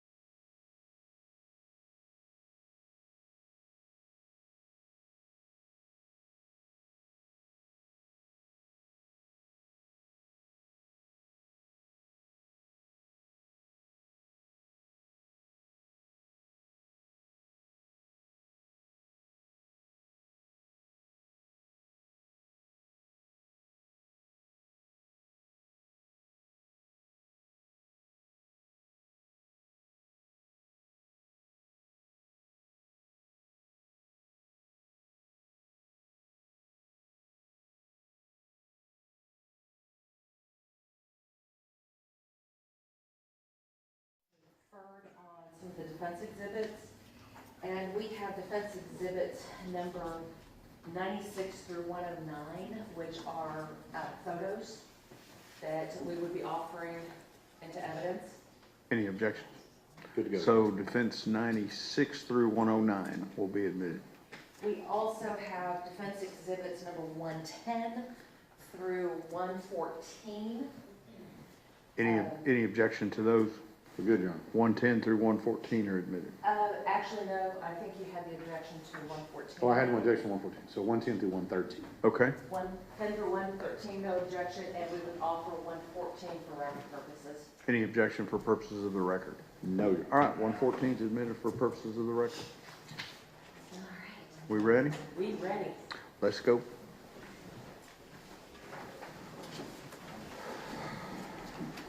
Just like that. You want to keep your license and we appreciate You it. want a piece of bubble gum or something?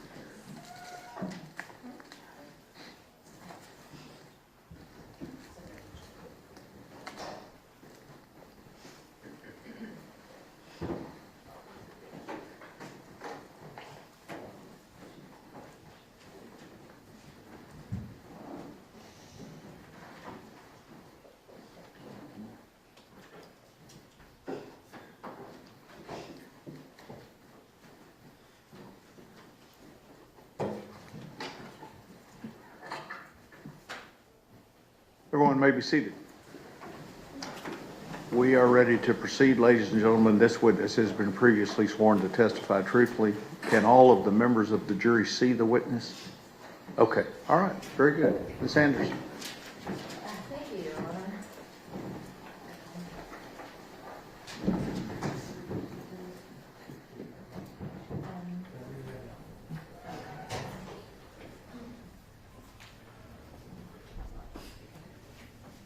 I was organized and then I sat down.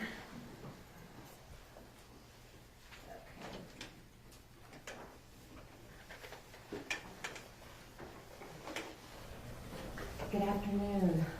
How are you doing? Okay, You a little nervous? a little bit.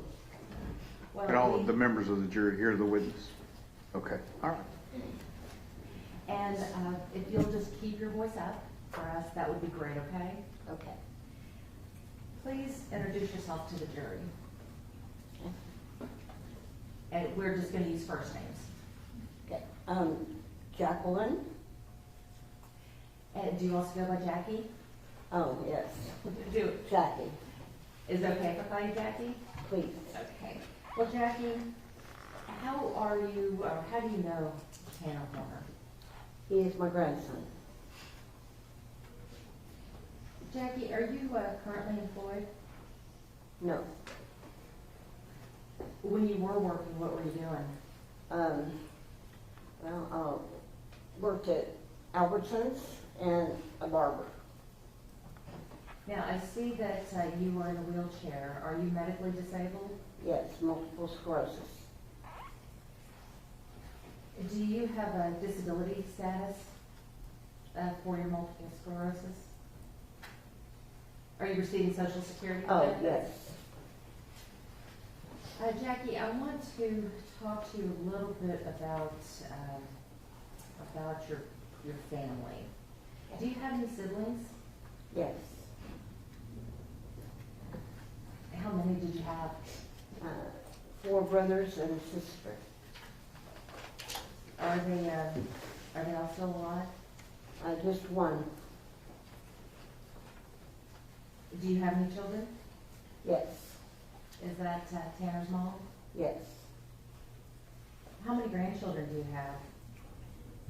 2. Jackie, I want to talk a little bit about your family and the way you grew up, okay? Okay. When you were growing up, was your father, was he verbally abusive to you or any of your siblings? Yes. How so? He just always was. He's an alcoholic. And, What would he do? well, he just complained constantly. If he showed up for dinner, he would complain. Would he ever yell at you? Oh, yeah, Would he ever call you names? yeah, Would he do this in front of your family? oh, yeah. Would he do this in front of other people? No, sometimes he put on his act when we had family around or friends. He acted like he liked us. But once those friends left, Yeah, did his true colors show? yeah. Was he ever physically abusive to you? He was, but not as much me as it was my brothers. Did you see him being abusive to your brothers? Yes. What would he do? Well, he would just start, you know, there's a lot of yelling. I mean, that's been a long time ago. And I just know he would get that belt and just keep hitting him. Keep hitting him. Because he'd gone to the beach and, Was he supposed to go to the beach? no, Jackie, was there any sexual abuse in your home? yes, Were you the victim of abuse as a child? yes. And I don't want to go into any details about it, but how old were you when you were being abused?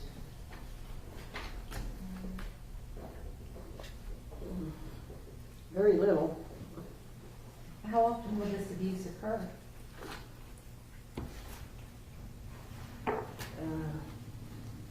Too often? Is any time too often? Yes. How long did this go on? You know, for years that I could remember because, you know, I never told my mother. And it's just something you didn't talk about. And you didn't talk about the alcoholism in my family. And if you didn't talk about the alcoholism, were you going to talk about sexual abuse? Oh, no. Were you the only child in that household that was abused? No, my sister as well. Did you or your sister ever tell anybody what was going on? No. Well, we told my mother once when we were about 12 and 13. And how did that go? He was mad. Why didn't you tell me earlier? Did it stop after that? Oh, yeah. It had been stopped by then. And Jackie, did you ever get counseling to help you deal with what happened? yes, I did. And when you went to go see the doctor, were you diagnosed with anything? Do you have any mental health diagnosis? Well, depression, some PTSD, which that's a thing that I didn't realize it was. And do you still live with all of that? Yeah, but I understand it more. Jackie, I want to talk about your brothers and sisters for a minute, okay? Okay. Did any of your brothers and sisters suffer from any mental illness? Yes, Were there any suicide attempts amongst your siblings? yes. How many of your brothers and sisters were successful in killing themselves? My sister and my youngest brother. So that's 2 out of how many children? 6. You mentioned alcoholism with your father. Did any of your siblings have any alcohol or substance abuse problems? Yes. What kind of? Everybody has that problem. Everybody has that problem? What kind of, what did you mean by everybody has that problem? In my, the alcoholism, And what about the substance abuse? yeah, that too. And Jackie, how far did you go to school? 10th grade, Or why'd you drop out? I was pregnant, And how old were you at the time? 15, And who were you pregnant with? Melissa. At any time did you go back and get your GED? I did. And why'd you go get your GED? Because I dropped out so early, and back then people said, well, if you don't get your GED, it'll be hard for me to get a job. And I had to have it to get my barber's license. When did you get your barber's license? 1976. How long did you work as a barber? 40 years, Do you like it? yeah. Why'd you stop being a barber? Well, because I need something that had benefits, and Albertsons had that. And so you went to work for Albertson? Mm-hmm. You mentioned that you dropped out because you had become pregnant. Was this your first pregnancy? Yes, Were you surprised when you were pregnant? yes. Did you tell your parents? I told my mom, Did you tell your parents?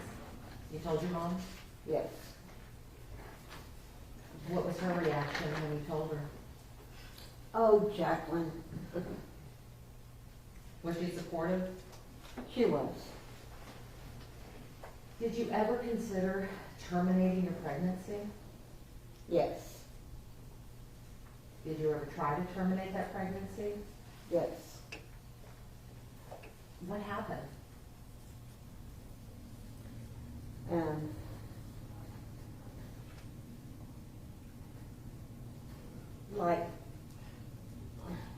like what? Well, tell me, how did you go from having the idea to terminate the pregnancy to trying to terminate the pregnancy? Well,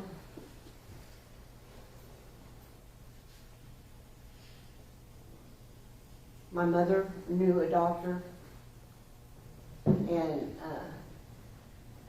went to her house, and she said she was doing an abortion on me, which I didn't realize anything except that I knew I wouldn't be pregnant anymore. Well, whose idea was it to terminate the pregnancy? Well, it was mine and my mother's. And your mother is the one that took you to the doctor? Yes. So after your mother took you to the doctor to try to terminate the pregnancy, I guess the question I have is, was the abortion successful? No. How old, well, were you able to carry that child to term? Yes. And how old were you when your daughter was born? I turned 16 a day after I had her. Did you have a difficult birth? No, Any complications? no.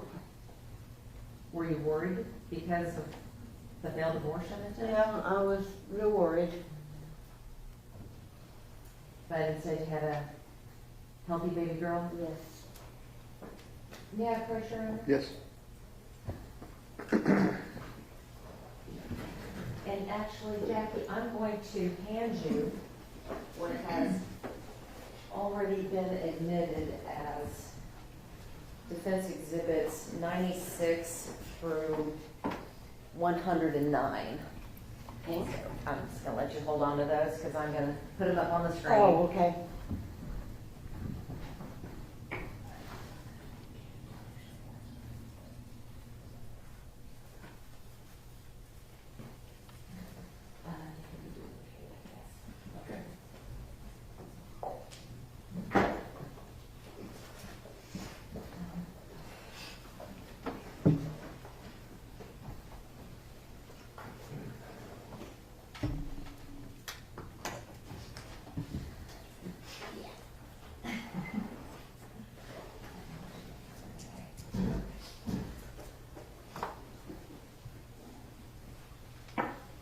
exhibit number 96.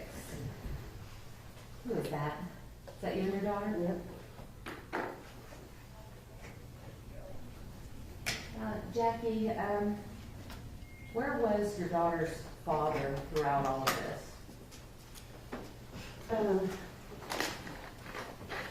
Well, we were together, except not living together, but with, he was at his parents' house, and I was with my mom's house. So, did you two ever get married? Yes. And how long were you married? About 3 years. How old was your daughter when you divorced? 3.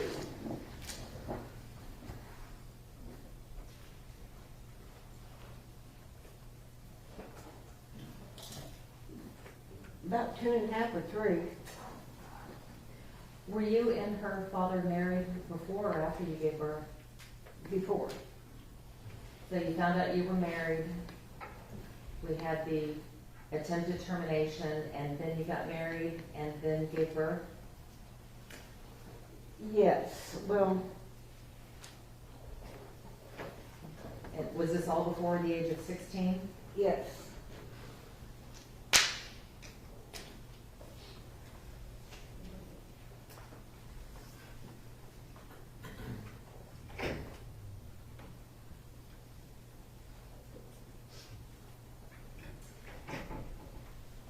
Did your daughter's father ever pay child support for her after y'all separated and divorced? No. How did you support your daughter? I worked normally 2 jobs. And what kind of jobs did you have at that time? I'd be a waitress, and then I was a shampoo girl for like 4 years before I decided to go to Barber College. Jackie, I want to move on a little bit, and I want to talk about your second husband. Now, did the two of you live together before you married? Yes. At the time you moved in together, did you have any concerns about your boyfriend and your daughter? No, not at the time. So when y'all moved in together, you thought everything was A-okay? Yeah. Newly in love. Before you moved in, did your daughter ever tell you that your boyfriend had sexually abused her? Yes, she did. And this was before you were married? And even though your daughter had told you about this incident, did you marry him anyway? Yes, I did. After he had moved in and y'all had gotten married, do you ever remember an occasion where your daughter had put a sign on her door? Yes. Did you remember what that sign said? Something like, it was a big poster that she had on her bedroom door that said, who's ever coming in at my room at night, please stop. At the time, did you know what that meant? No, I mean, I automatically thought, oh, it must be a stepbrother, because he had the bedroom next door to the girls. And, Do you know what it means now? oh yeah, Or what does it mean, or what did that sign mean? that her stepdad was coming in there at night. She had told the school. Well, that was my next question. Did she ever tell anybody about that? Yes. But she, she tried to tell, she told me the first time it ever happened, and I didn't believe her. And how could I not believe a 4-year-old? That's all on me, and I live with that still. 4-year-olds don't lie. Hi, Jackie. Did CPS or law enforcement ever get involved after Yes. she had told what had happened? And what happened after CPS and law enforcement got involved? First they had opened a case and talked to each one of us, and Was anyone ever arrested? no, Was anyone ever prosecuted? no. Did you and your second husband eventually divorce? Yes. Now, Jackie, I want to flash forward some more, and I want to jump to a time when Melissa, or your daughter, was married or dating Tanner's father. Did you ever meet Tanner's father? Yes. Was he older than Melissa? Yes. And how much older was he than your daughter? Well, I was never real sure of his age, but, you know, I think he was at least 10 years older. What was their relationship like? Toxic. Why do you say the relationship Oh, they was? just fought all the time. They fought all the time? Did you ever see them fighting? No, I mean, no, I can't say that. You got, Melissa would just tell me they had a big fight. Do you know if he was physically abusive to her? Yes. Did you ever see her with bruises? No, I can't say I saw any bruises, but he was abusive to her. While Melissa and Terry were married, did she become pregnant with Tanner? Yes.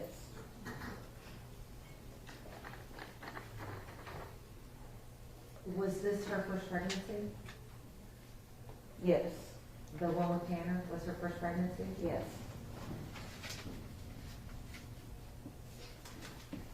Did she seem happy about becoming a mother? Yes. She was very excited. Or what do you mean by very excited? Oh, she was just happy. She was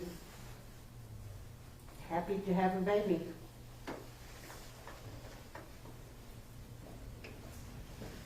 At the time she became pregnant with Tanner, was she working? Yes. And after she gave birth, did she go back to her job? Yes. When she had gone back to working, how old was Tanner? If you can remember.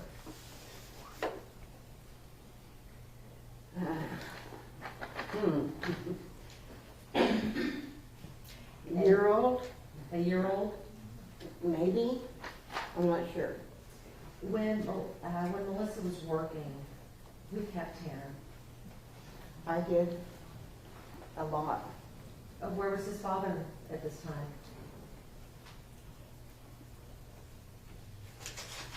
I don't know. When Tanner was a little boy, how did you feel about taking on so much responsibility with him? I was okay with it. I loved him. He's my first grandkid, and I figured I could do better with him than I did being a mother for the first time, because I was so young that I had a little experience by the time he came. I'm going to show you Defense Exhibit number 97. Who is this? It's Tanner.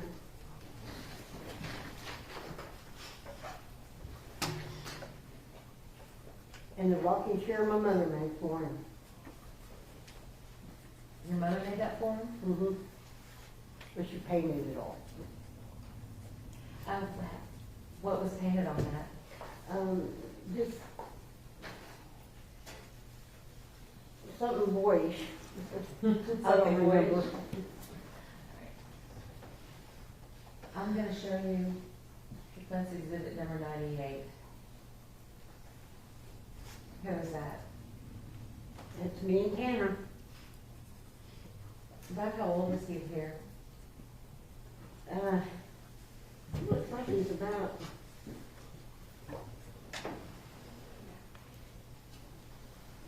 2. I see that big smile on your face. Were you happy to keep him? Yeah. Did he bring you lots of joy? He did. He did. And defense exhibit number 99. Do you remember this? Oh, yeah. What's going on in this picture? Oh, we were just in the front yard, walking around, and he always would pick those up and blow on it. So it, until it was empty.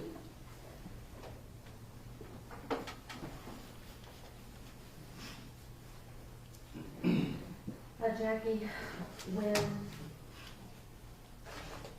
Melissa had gone back to work, well, let me back up. At the time that, before Melissa became pregnant with Tanner, do you know if she was using drugs? Before she went back to work? No, before she was pregnant. I can't say, nothing that I saw. Did you ever see her use drugs? No. Did you ever see her use drugs after the birth of Tanner? No. Have you ever seen your daughter under the influence of drugs? Yes. Tell me about that. What was her behavior like when she was using drugs?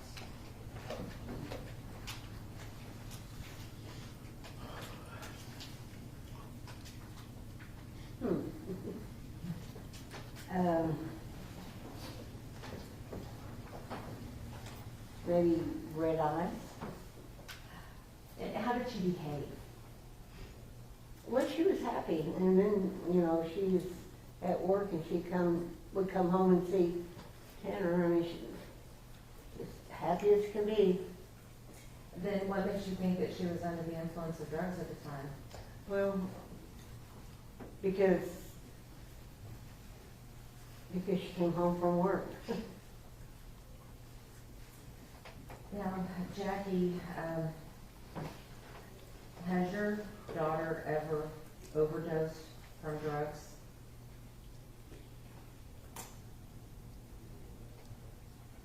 Not that I've seen. Has she ever required medical attention for her drug use? Yeah, she's been to rehabs. So I'm going to show you defense exhibit number 100. Do you remember this? Yep. I was at a rehab. How often did Melissa have to go to rehabs? She's been several times. And always wanted to go because she knew she needed it. She just really struggled. You said that she'd gone several times. When you say several times, is that more than 4 times? I don't recall, but that sounds good. And this photo, defense exhibit number 100, was that taken in one of the rehab facilities? I'm sorry, what? Defense exhibit number 100, was that taken in one of the rehab Yes. facilities? Yes. How many times did you have to go visit with her in a rehab facility? Several times. And you said she had struggles with the drugs. What kind of struggles did she have?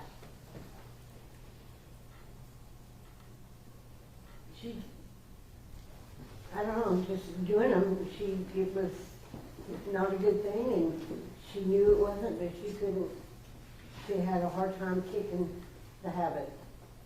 And, And was she using heroin at the time? yes, Do you recall an incident where she had taken heroin and fell asleep on the toilet?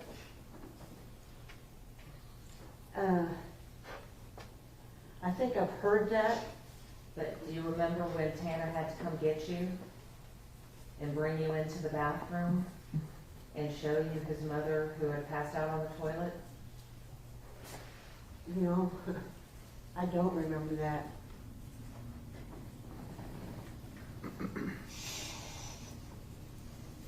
I heard about it after, but I don't remember when it happened. And is that something that well, one moment.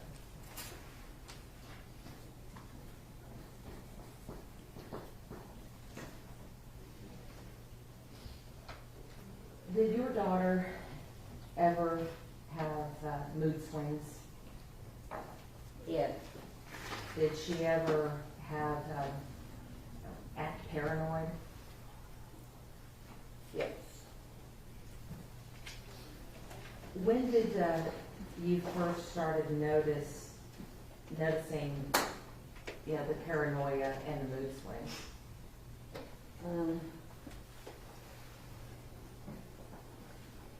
Probably when she was a lot younger than when she first started using, and she just always,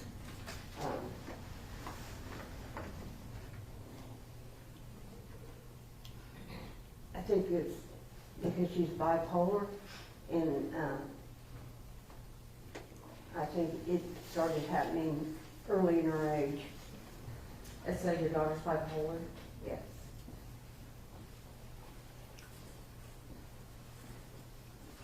Do you know if she sought any sort of medical treatment for her mental health? Yes, she did. How'd that work for her? Well, I mean, they gave her information, and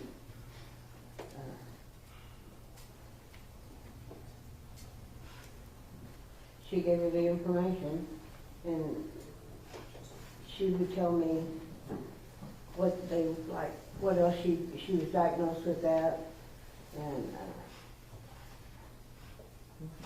she needed to go to counseling and probably get on medicine, and which she had tried, and she didn't like the feel of it. And Jackie, do you love your daughter? Yes, I do. Are these questions hard for you to answer? Yes.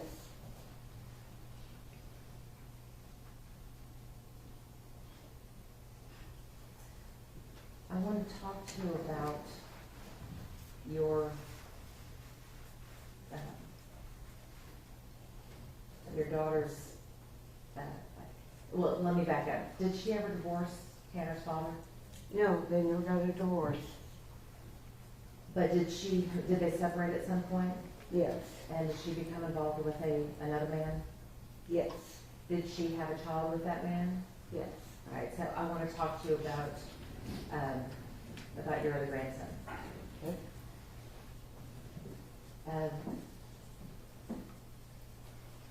How did Tanner react when he found out that he was going to be a big brother? Oh, he was very excited. Very excited.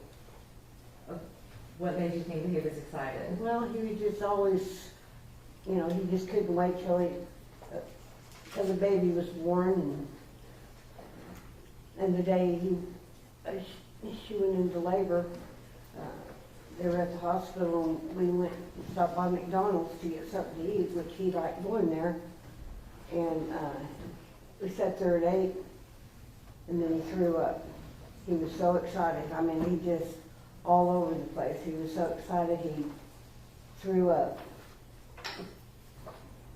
And I just spent money on that meal. How old was Tanner when he found out he was gonna be a big brother? Well,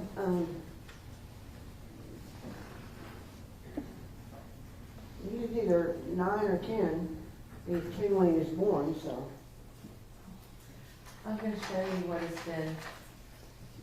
is defense exhibit number 101. Is that Tanner and his little brother? Yeah. What do you think about when you see that photo? Just shows the innocence, how little they were, and how precious that picture is. Does it make you happy to see that photo? It does. Now, defense exhibit number 102. Is this a picture of your daughter and her 2 sons? Yes. Approximately how old is Tanner at the time?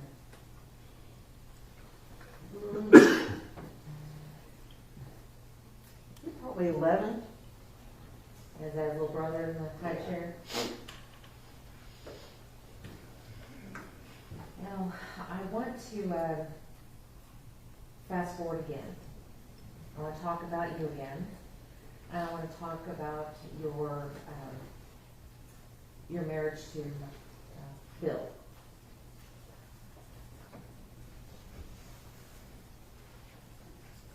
Your husband, is that your third husband? Yes. Okay.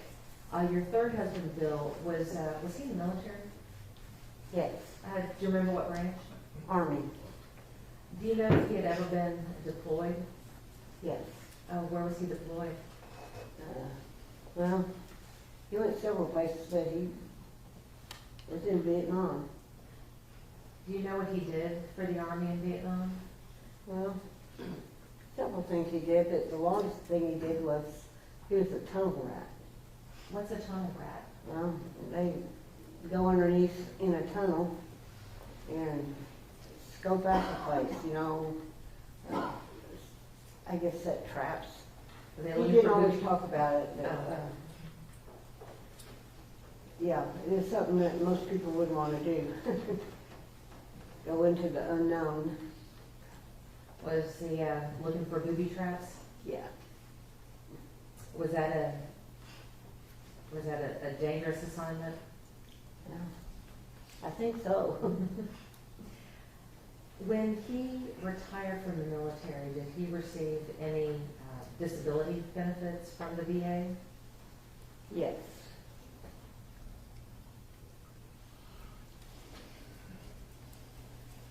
Would you describe Bill as a paranoid person? Yes. What would he do that would make you think he was paranoid? Well, he was always, you know, always trying to find something wrong. Or what do you mean trying to find something wrong? Well, just in daily life, he would just nitpick things, and he was angry. He was angry? Now, would he ever sneak around the house or sneak up on people? No. Oh yeah, I'm sure he's done that. People like to sneak up on me because I scare easy. You had said and described Bill as an angry person. Did he have a bad temper? Yes. Well, why do you say he had a bad temper? Well, he displayed it all the time. I mean, he just didn't have much patience, and he would just get, he was always mad about something, and if it didn't go his way, it was nobody's way, and he'd just get mad. What would he do when he got angry? Oh, wondered that too. Many times. And when he got angry, what would he do? I mean, would he yell? Would he throw things? What? Well, yeah, he would yell. That was always a big one. Or not talk to me for weeks. When Tanner was young, did he and his mom move around a lot? Yes. Well, it depends what a lot is. Well, in your opinion, was it a lot? Well, no, I'm gonna say not so much. They did live in several places, but when, we had, Melissa and I had discussed that we were gonna, because where she was at that time in her life, she thought it would be a good idea that he come stay with us, my husband and I. Where she knows he would be safe and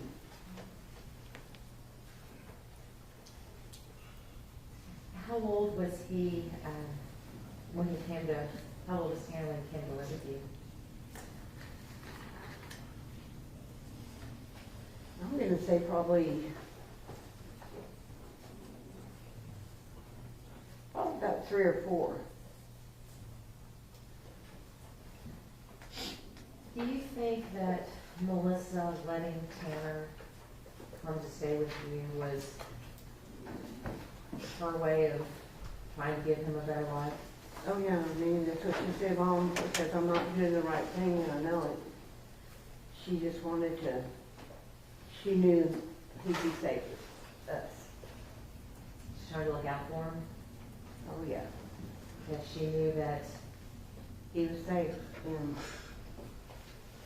and she always worried, she always wanted him to be okay. With, he didn't have that many babysitters, you know, we were babysitters. And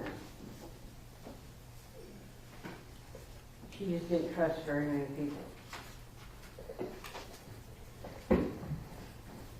Jackie, what kind of things did you do for Tanner when he came to live with you?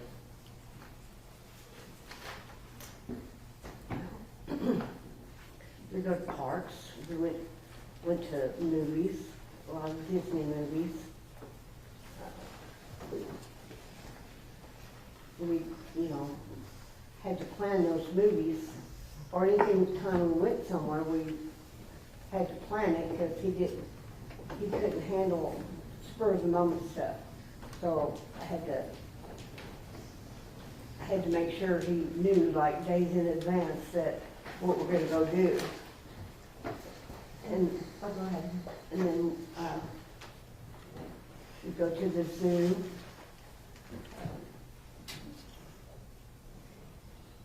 When you said that he didn't like spur of the moment, what do you mean by that? It was too quick of a decision. I mean, I'd have to plant the seed and he'd have to think on it, I guess. That's what ended up working better, especially, you know, that all started with doctor's appointments, that he got to where he handled that, and he knew that I would remind him every day of something that we had planned. Did it work better for him to know in advance? Yes. Did it work better for you to know Yeah. in advance? Yeah, he would, yeah. When you and Tanner would go to these Disney movies and plan these outings, do you remember about how old he was when all of that started? Will you repeat that, please? When Tanner moved in, about how old was he?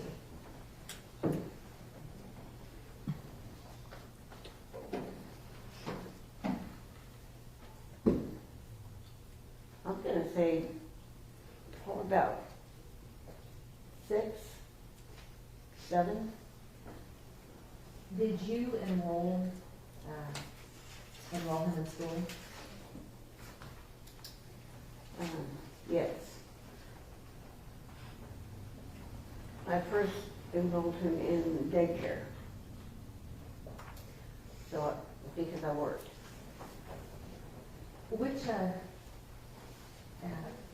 How old was he when you, if you recall, when you enrolled him in daycare?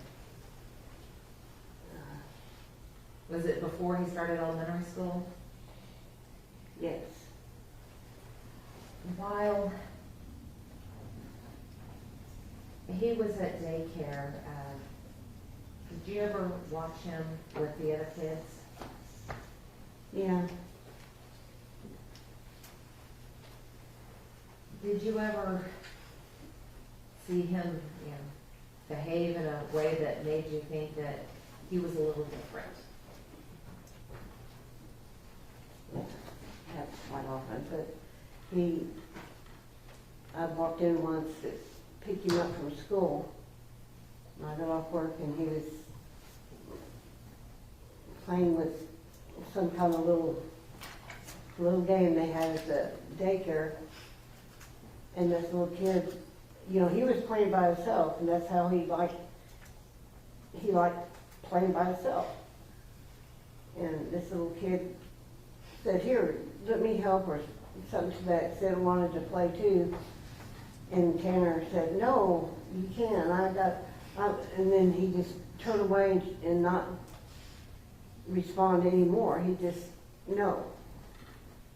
And whoever that was, that little kid just said that, "You're weird," or there was always a comment about that he was weird, awkward, different. And these are things that you've heard these kids Oh, say? yeah. Yeah. That time that you saw of him pushing the other child away or turning his back on the other child, was that the only time you saw that kind of behavior? Oh, no, I've seen it many times. I've seen it at, he's in Boy Scouts. And I go to the meetings with him, and they have them, and there are several boys that kind of were making fun of him, and I'm not sure, I don't remember what it was all about, but they started just giving him a hard time on, yeah, I don't remember exactly, but they were making fun of him. No, And- I'm sorry. No, go ahead. I was gonna say, in Defense Exhibit 106 what is that? He's getting some kind of a award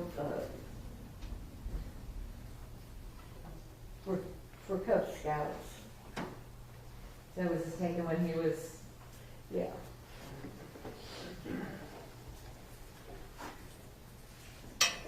and,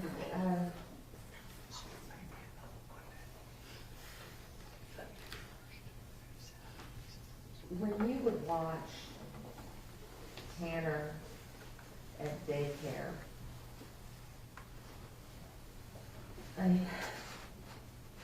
could you notice a difference between his behavior and the other children's behavior?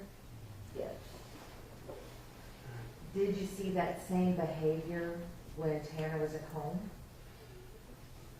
Yes. At some point, did you ever take Tanner, or was it suggested that Tanner go be tested? Yes. Did Melissa take him to get tested? Yes, she did. She was all on top of that because we knew there was just someone connecting. What was Tanner's diagnosis when you went to go get him tested? What was the diagnosis? Well, he had ADHD and Asperger's syndrome from the Child Study Center. How did you feel when you found out that he had a diagnosis? Relieved that we know it was something instead of what could it be. Was Melissa relieved as well? Yes. How did Bill respond to the diagnosis of Asperger's? He didn't say a whole lot. He just through the years, he'd just say, we'd say, well, part of his Asperger's, and, you know, people just think that's an excuse for his behavior, and he'd say, you know, there ain't nothing wrong with that boy. Even a lot of times it was very obvious there was something wrong. Did you or Melissa treat Tanner any differently because of his diagnosis?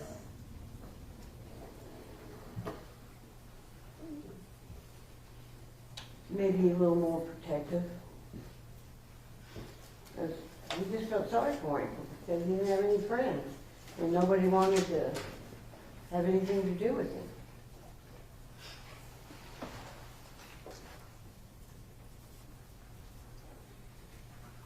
When you say that you were protective of him, how were you protective of him? Him getting bullied, as he didn't always show that it bothered him, and it bothered him. Were you there to support him? Yes. Because of his Asperger's diagnosis, were you able to get any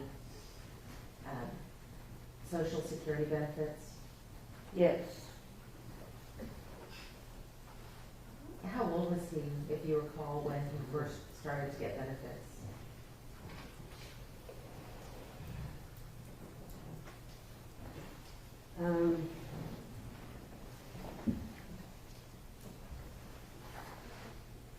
Gosh, I really don't remember. I want to say maybe 14. Now, Jackie, I want to talk about Tanner's time in school, okay? I want to show you what has been offered as Defendant's Exhibit 103. Now, do you recall that photo? Yeah.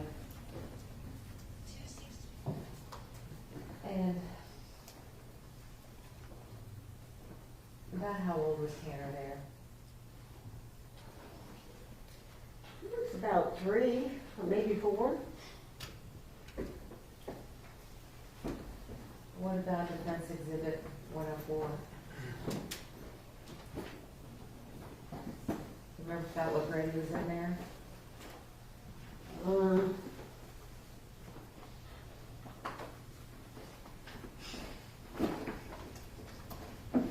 Could that have been the 4th grade?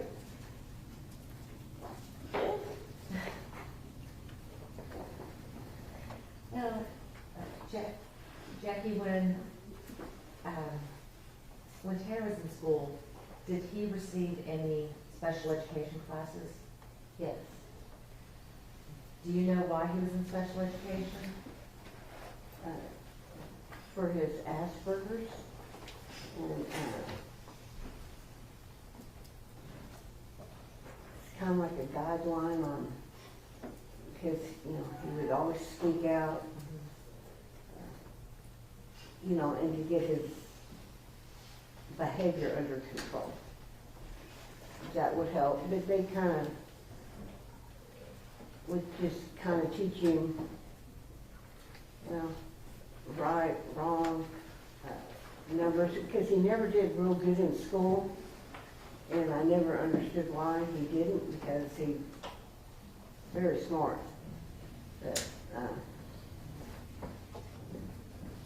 it was just, they were like a support group, and they always had his back on the difficulty of being in school and all the bullies he would face. When you say they, are you talking about his teachers and Yes. his providers? Did you and Melissa attend any of his, what they call the ARD meetings, of the special Yeah. education meetings? What were those like? they would just give us information on how he's doing, and what they're working on, how he progressed or he didn't in certain areas. Based on these ARD meetings, did Tanner have any special kind of services? Well, yeah, they would send trying to think what they call it. A special teacher out, and they go out to dinner or go to the store, and how to interacting with people, manners. Did those meetings with that person seem to help Tanner? It did. Until, it was time that she just didn't come anymore. And we needed to pick up the slack, and we probably did for a little while. Were you able to continue that?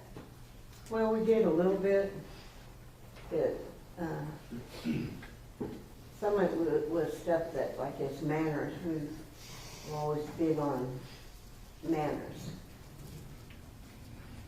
So no, we didn't follow through all the way.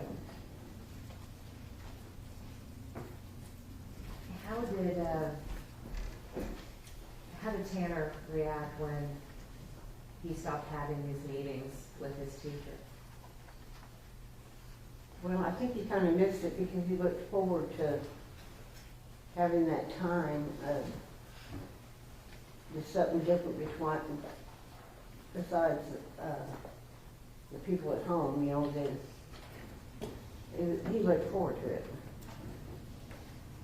Now, Jackie, you talked before about Tanner being bullied in school and having to deal with other bullies.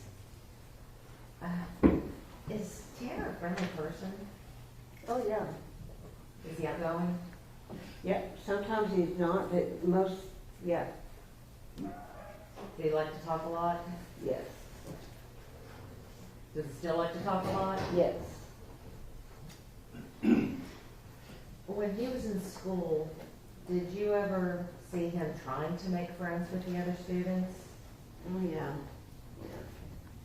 Was he able to? Well, there might have been a few, but, once they start talking to him, they would kind of, and kind of back off. I think the words you used before were weirdo and awkward. Yeah, because, it was awkward. It was awkward. It's awkward for an adult to feel awkward talking to a kid. How did Tanner take it when these other kids would start calling him names? He just, oh, it's okay, Mimi. I'm used to it. He calls you Mimi? Yeah. And how did you feel when he said those things to you? I hurt for him. Painful. Was this the only time that seeing those kids call him names and hearing the names that he was called, was that the only time that you saw Tanner being bullied?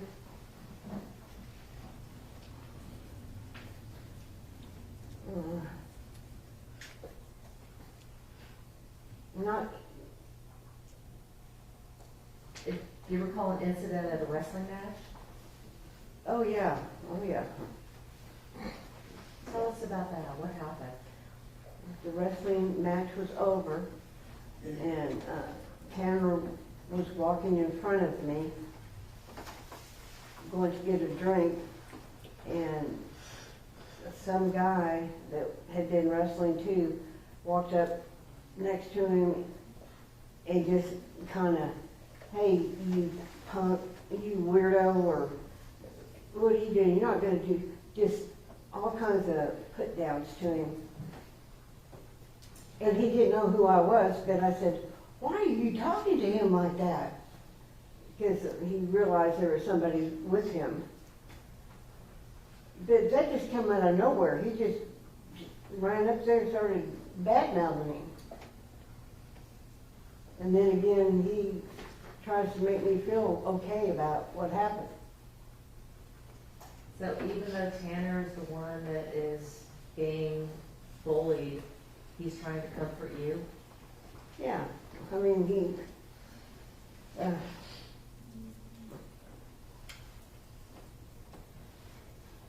Jackie, in spite of all of the issues that Tanner had in high school and in elementary school and in middle school, was he able to graduate from high school? yes, he was. And he was so proud. I was so proud for him.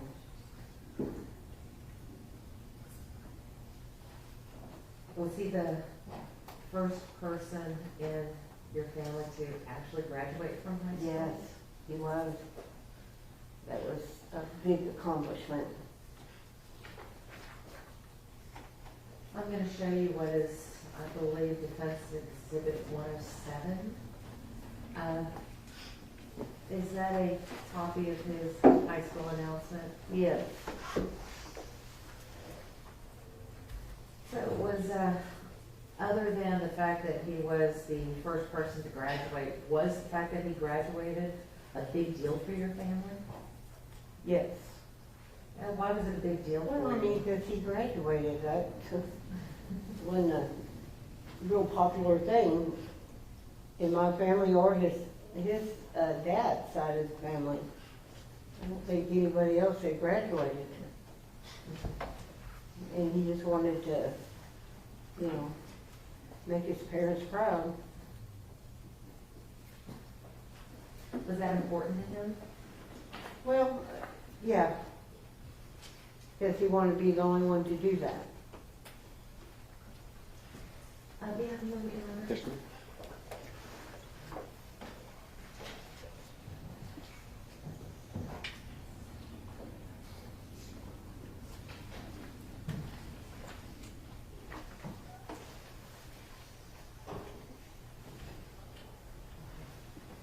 Your Honor, may I approach the witness? Yes.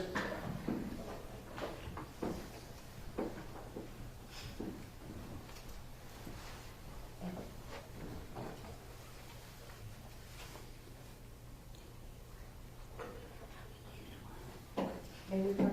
Huh?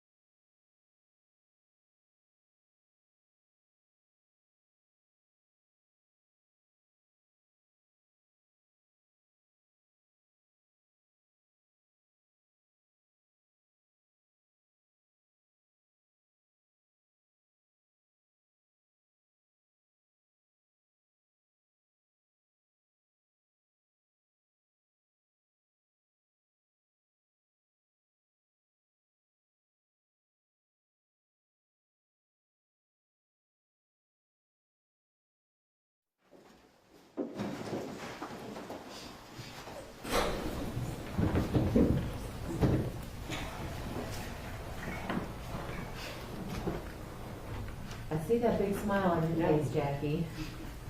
Why are you smiling? Well, that's his diploma that they handed him, walking across that stage.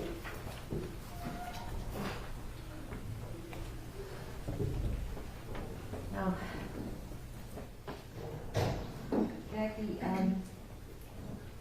I want to talk about, Tanner's musical abilities. Tell us about that. Was Tanner a musical guy? Yes, drummer. Where did he get his first set of drums? I mean, his papa bought it for his 16th birthday. When you say Pawpaw, who are you talking about? Oh, Bill. His grandfather? Yes. Well, why'd y'all give him the drums? Because he always went around all the time, and he thought he could put that to use. And he did.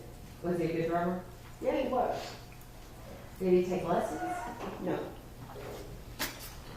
Did he play any other kinds of instruments? He played the bass. Probably a couple other things that I don't know what it is. Now, Jackie, you mentioned that you and Bill got him the drum set. I want to talk a little bit about Bill and Tanner's relationship. Was your husband the authority figure in the house? Yes. How did he show his authority?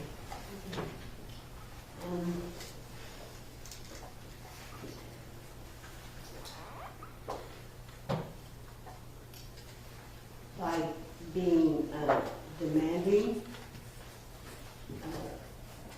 overbearing a lot of times, and he wants to like get a point across that wasn't, see. He's not angry at all. And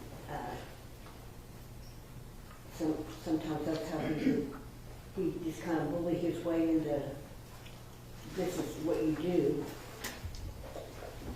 For instance,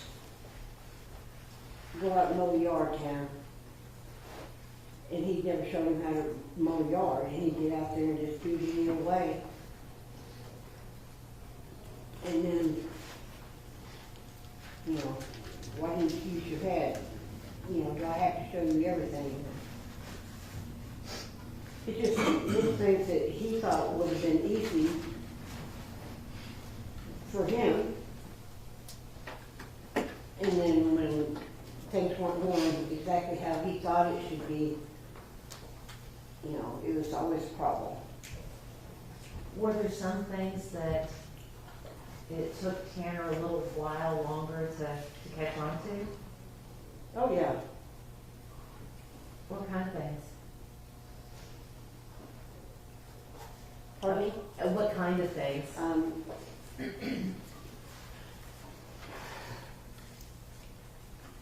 not sure,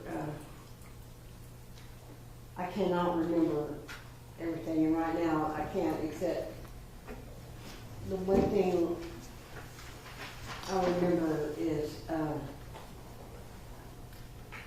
Bill had gotten really mad at Tanner.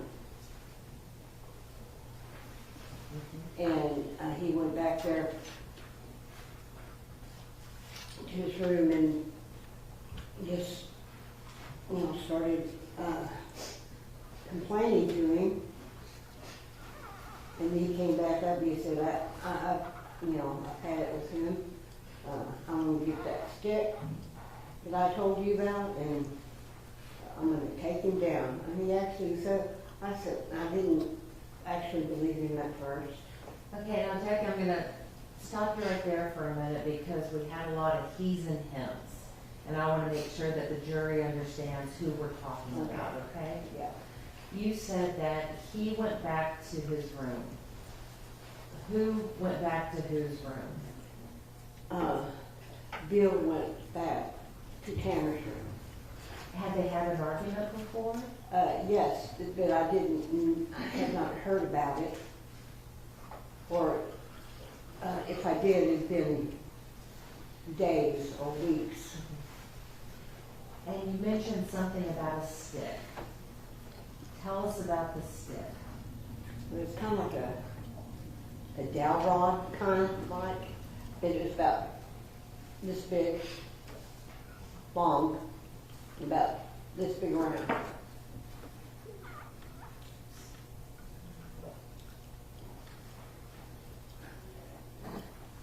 Is that the stick that you're referring to on Defense Exhibit number 109? Yes. What did Bill do with that stick?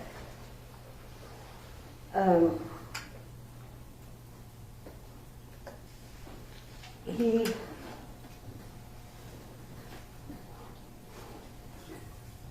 told Tanner, stand still. Just stand still. And Tanner's just standing there, yeah. After I'd already told him, I said, Tanner, you need to leave because he's mad. He said, I said, you need to leave because he's mad. And he said, Papa wouldn't hurt me.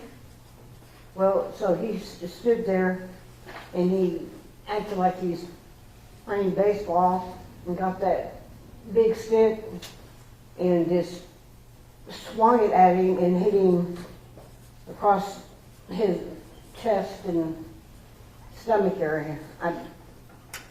I mean, and it just happened so quick and he just fell down like, you know, he's a big guy. I'm surprised that he went down like that. So, Bill hit, I mean, he said that he took it like a baseball Oh, bat, and he swung and hit Tanner with that stick that's in Defense Exhibit 109? Yes. When you say that Tanner went down, what do you mean he went down? I mean, he did. He just went down like a rag doll. Were you afraid? Oh yeah.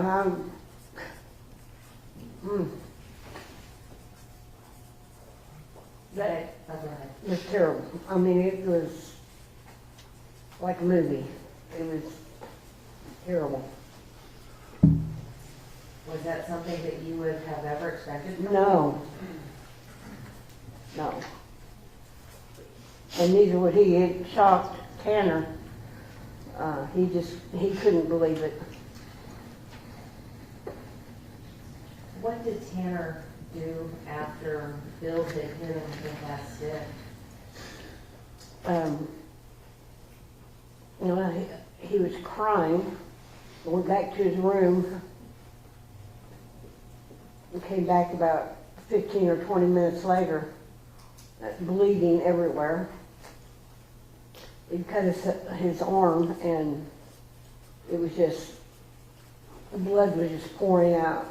And Bill saw it, he said, well, I guess you ought to take him to the hospital. And I did. Did Bill seem concerned at all? No. What happened when you took him to the hospital? Well, he went in and they looked at it and I don't remember how many stitches, but at least 10. And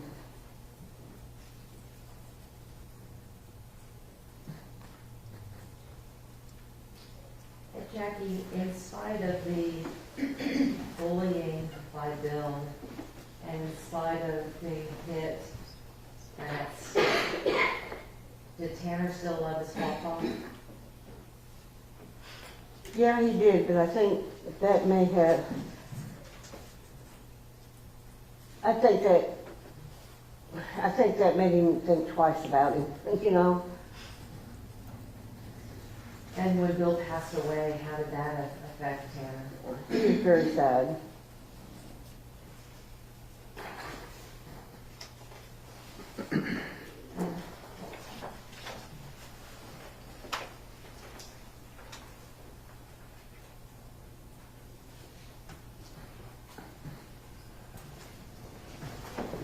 Jackie, I want to talk to you about your grandchild. Okay, my great-grand? I'm sorry, your great-grand, that's right.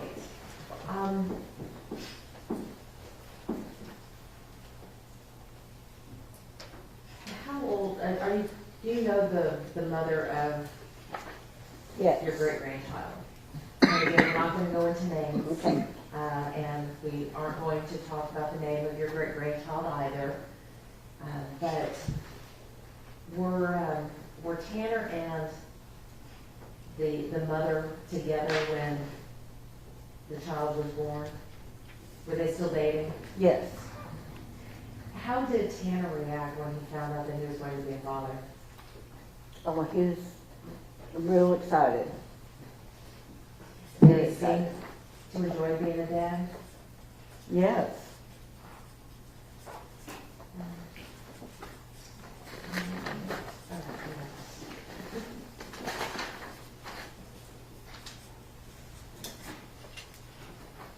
What kinds of things would Tanner do with his son? I mean, just play with him and hold him and feed him, change the diaper. You know, I wasn't around a whole lot right then, but he took good care of him. Did he like to show his son off to other people? Oh, yeah. Bring a grin to his face. May I approach your room? Yes, ma'am.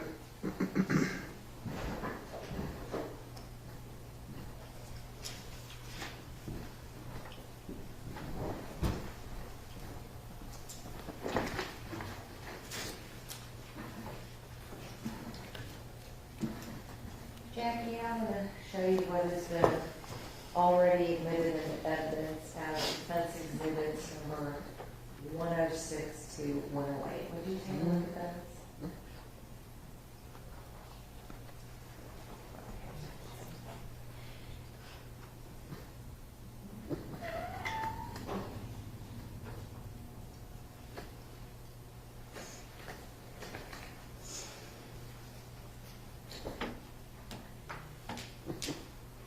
And I see you smiling again. Why are you smiling? Pictures. That's it. What is it? Oh, those are the only three. Oh, I'm gonna make one out of it. What is it about these pictures that is making you smile? Well, because Tanner was so happy and that little baby, so cute.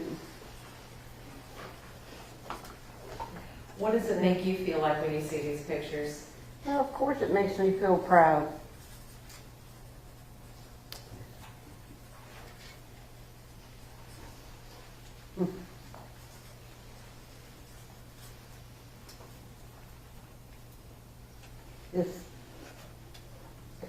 I mean, it's sad that, you know,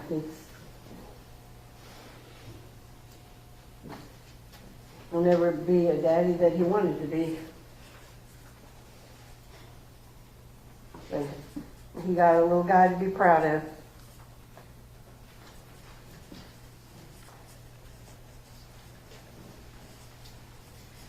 Yeah, may I publish to the jury? Yeah, absolutely. Oh, I'm sorry.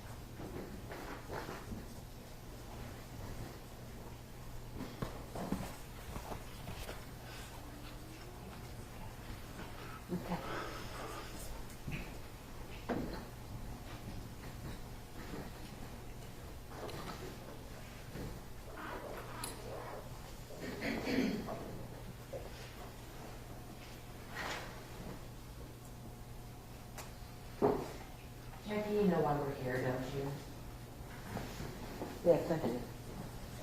You know that your grandson has pled guilty to kidnapping and killing Athena Strand. Yes. I want to talk to you about the time leading up to that horrible day, okay?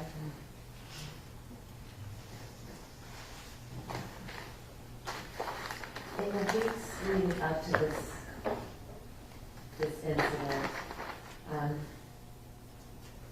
based on your observations of Tanner, did he appear to be under a lot of stress at that time? Oh, yeah. Why do you say that? Well, they've been staying with,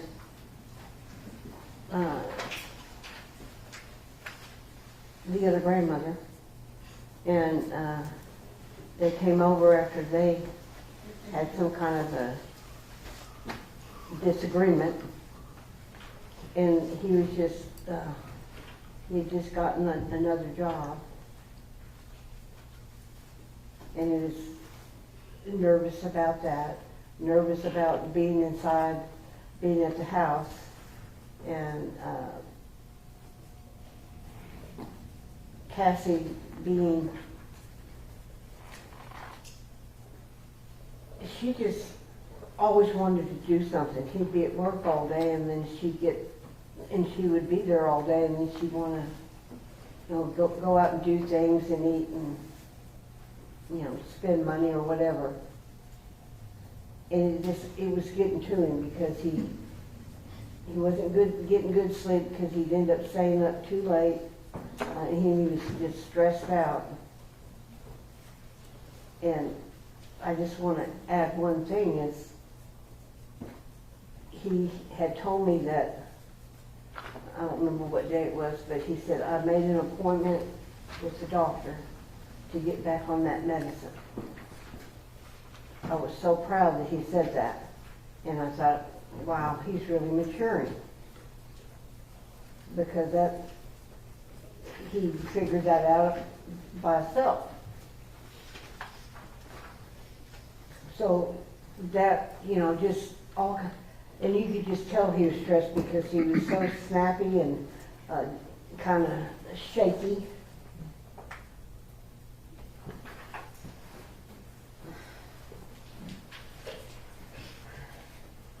We've been talking a lot about the hard time that Tanner's had in his life. And what I want to do is I want to talk about some of the good things. Now, the defense's exhibits with pictures of Tanner and his son. Would you consider that some of the good things in his life? Yes. Do you think that you and Tanner have a close relationship? Yes. Before this all happened, would y'all do a lot of things together? Well, probably not as much since he, had a baby and all that and involved, but he had not been living at the house for a while. And, we've always had that closeness. Did you and Tanner, while he was growing up, did y'all attend church together? Yes. How long did y'all attend church together? How long? I started going in 2002. My mother had just passed away, and he had said, Mimi, I want to start going to church. And I had been wanting to get back to church. And we visited a few churches, and then we ended up finding Outreach of Love or Legacy Church. And we went there and we loved it, and we stayed for 20 years. At some point, did Tanner step away from the church? Yes. After he started with the drums and then talking about getting a band, working and having a car, just, Since his arrest, has he gone back to the Bible and gone back to church? yes. Yeah, I bought him a Bible that I looked online. Yeah. The Old Testament and the new one, all in one book. May I approach your honor? Yes, ma'am.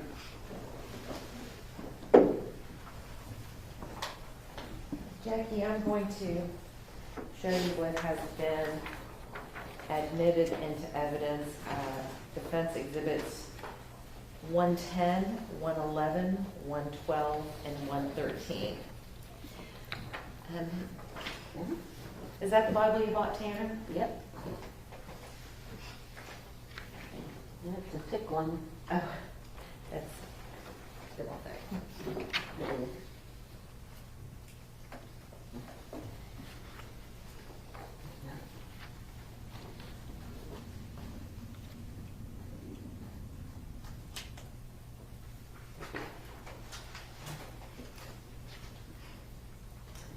Taking notes. How does it make you feel to see that he's been taking notes in his Bible? I think it's good. It's very good.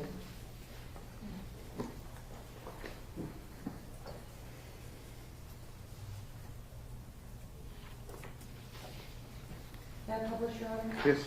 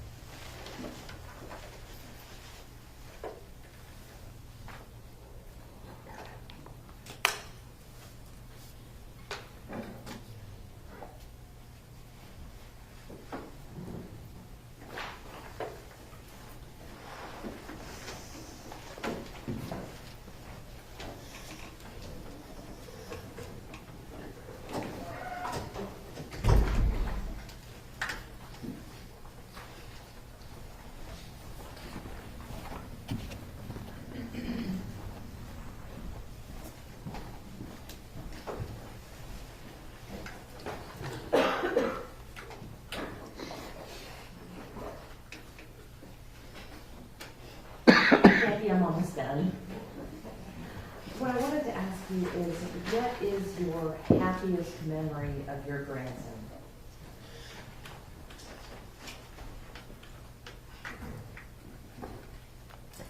Well, there's probably several. But, he was in the 4th grade. And they had a talent show. And he sang "Who Let the Dogs Out." He did this whole thing, did the whole dance and everything. And kind of surprised me that he did that all on his own, but he did. And Defense Exhibit number 113 is that a picture of that talent show? Yeah.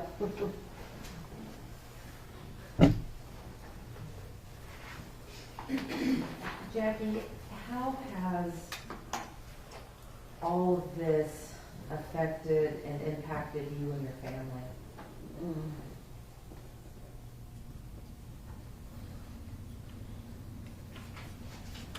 Horrific.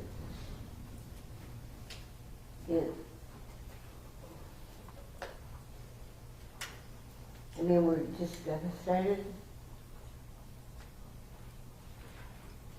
And I'm so sorry for Athena's parents.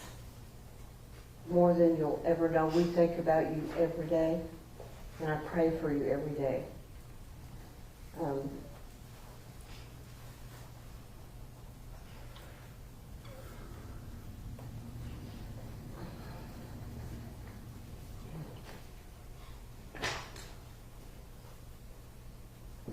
I feel like there's nothing I can say to make anything better, and I'm sure there's not. I just want you to know that I have not forgotten you or your daughter. Every day we think about her. And you guys. One moment, Your Honor. Yes, ma'am. I'll pass the witness. Cross-examination. Yeah, briefly, Your Honor. This stick incident that we talked about with a picture of the stick on there, Yes. how old was Tanner when that happened?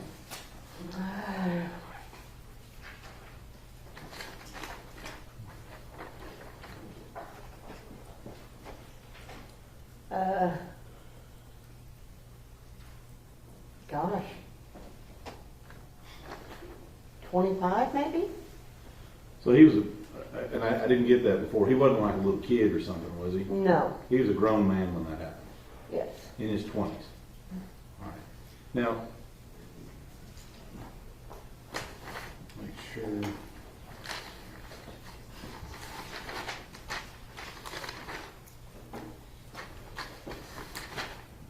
It sounds like, ma'am, I just,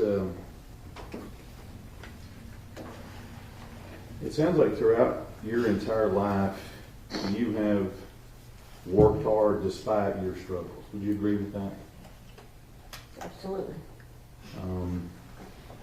It seems like to me, and you can correct me if I'm wrong, that you did the best of what you could with what you had. Would you agree with that?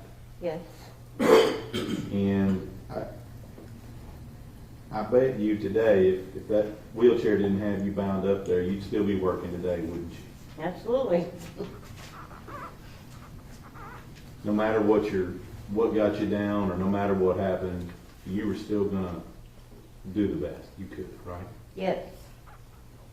Now, from the time that Mr. Horner was born, what I'm getting the impression of is that you've always been there for him, haven't you? Yes. And even all the problems with his mother and everything going on in the house, you were still working and you were still taking care of him, weren't you? Yes. And it sounds like, to me, you were pretty much his mom. Well, I was Mimi. But you fed him, right? Mm-hmm. You clothed him. Is that right? Yes. Put a roof over his head. Yes. Even into his 30s, when he was struggling, you still put a roof over his head. Yes. And I'm betting you still cook for him, even in his 30s, when he was there at your place. I would, but he's a good cook. Okay. But you were still helping him even into his 30s, right? Yes. And all the things that we're talking about, you showed up and you were the one there every time for him, right? I believe so. And as part of that, you taught him how to behave, right? Try to redirect it to something more positive. Right. I'm guessing you tried to show him some work ethic, Yes. give him some skills to be a grown man in the world, right? Yes. Maybe even gave him some dad advice whenever he had his kid and how to take care of his kid, I bet. Is that right? Yep.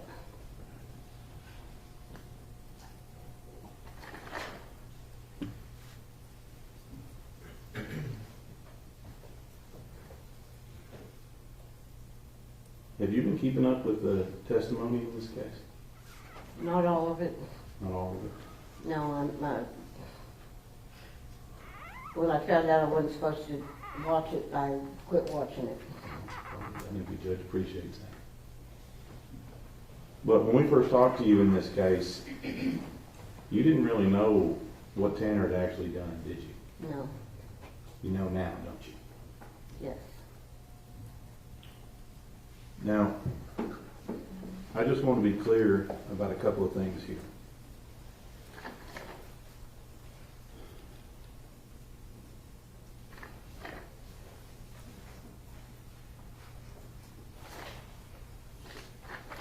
Who's responsible for putting us here today where we are today? I'm sorry, what? Who's responsible for putting us here for where we are today? Tanner. Not his stress of being in work or anything like that. That's not responsible for why we're here today. is it? No. Not the fact that he had Asperger's. That's not putting us here today, is it?